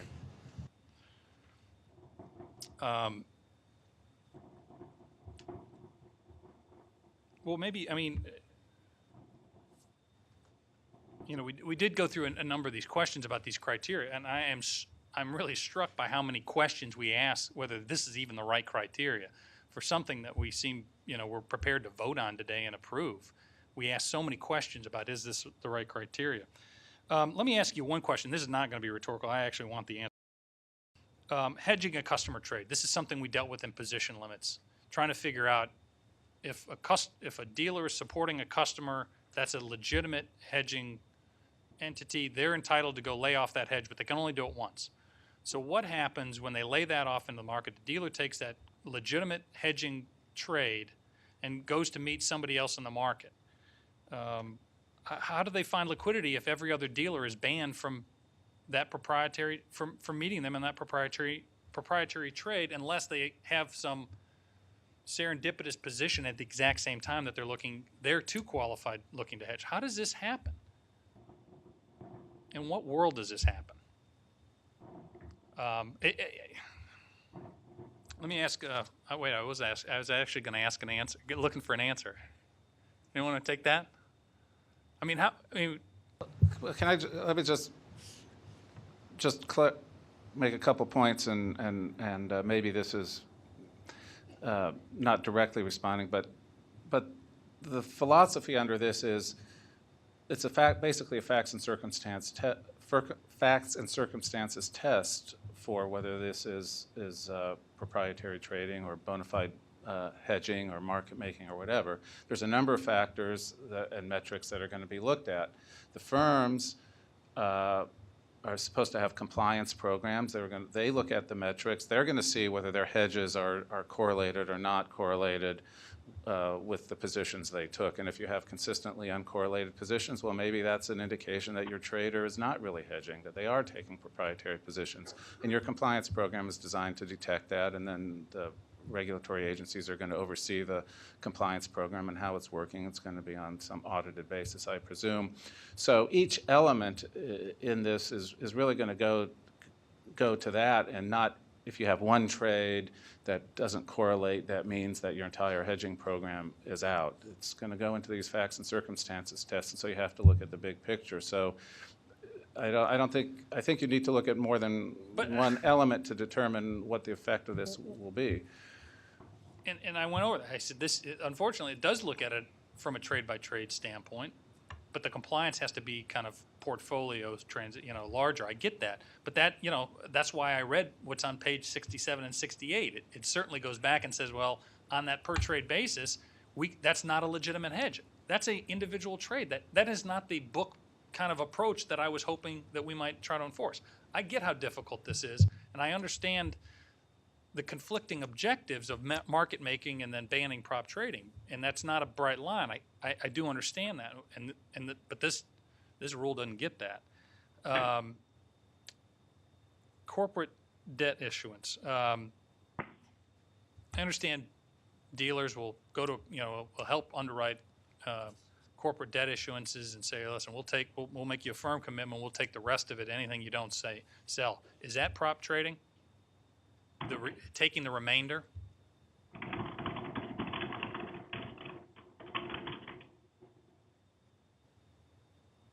Paul, you want smoke signals from the back? It's a colloquial term. I mean, prop trading. I don't know how you want to define it for purposes of the statute. I don't know if you're, the way I'm looking at this is we have to adopt rules, and do we want to start off on our own, or do we want to get back, do we want to be in the game with the group that's going to re-examine this rule, and how do we do that? But I understand the criticisms that have been made of the rule that was proposed by the other regulators, and we can restate those criticisms of this one, but then what is it that we want to do? We received Volcker rule provides for an exemption from prop trading ban for U.S. Treasuries or U.S. obligations, but does not provide a similar exemption for Canadian or Mexican debt. And whether or not this, I'm interested to know whether this, we know it ticks them off, but whether this violates any NAFTA agreement, and did FSOC consider any ramifications of this policy decision by declaring all foreign debt obligations to be prop trading? I don't know.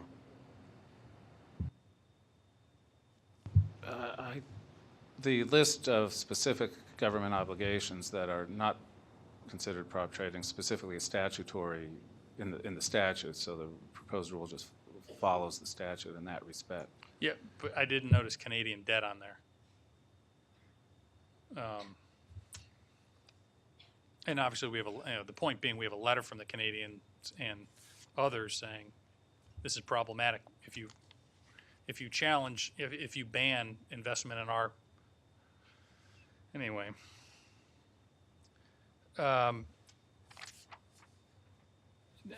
Dan, we were working on some language. This is to Commissioner Summers' point about trying to figure out the definition between, reconcile our definition and the Volcker definition with regard to swap dealer. And it appeared that as though the document, the Volcker document, contains the SEC version of dealer definition, dealer-trader distinction, and we don't do that in our entity definition. And then 2 minutes, 3 minutes before this markup began, we received an email from you saying that we're changing that, and we asked a question, which wasn't the way I would have drafted it, certainly, although I think I was we were asking for a question on this, and it says, the question is, to what extent should the CFTC incorporate concepts regarding market making from the entity's definition for the proposed Section 13 of the Bank Holding Company Act? Couldn't we fuzz that up to say either the CFTC definition or any other entity? Maybe we can get comment on the full panoply of different definitions out here, since we're asking questions. I mean, we've asked over 1,000 questions. Why do we have to draft this so narrowly?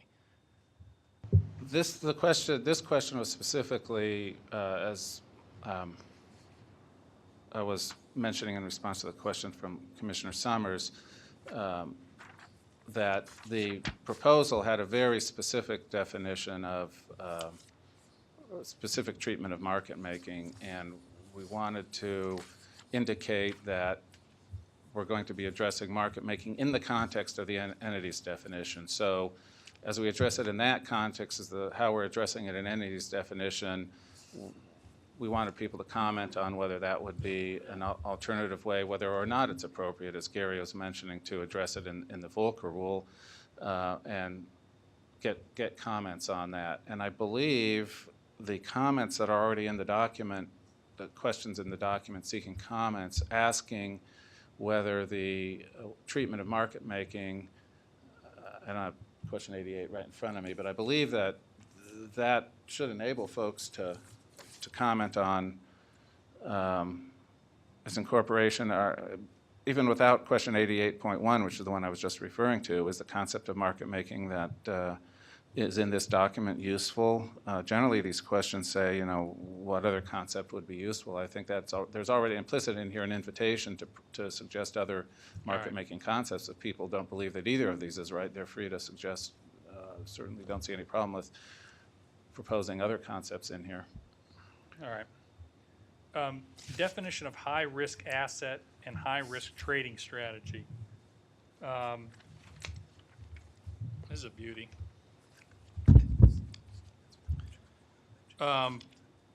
It says, you know, basically defines high-risk asset as an asset or group of assets that would, if held by a banking entity, significantly increase the likelihood that a banking entity would incur substantial loss or would fail.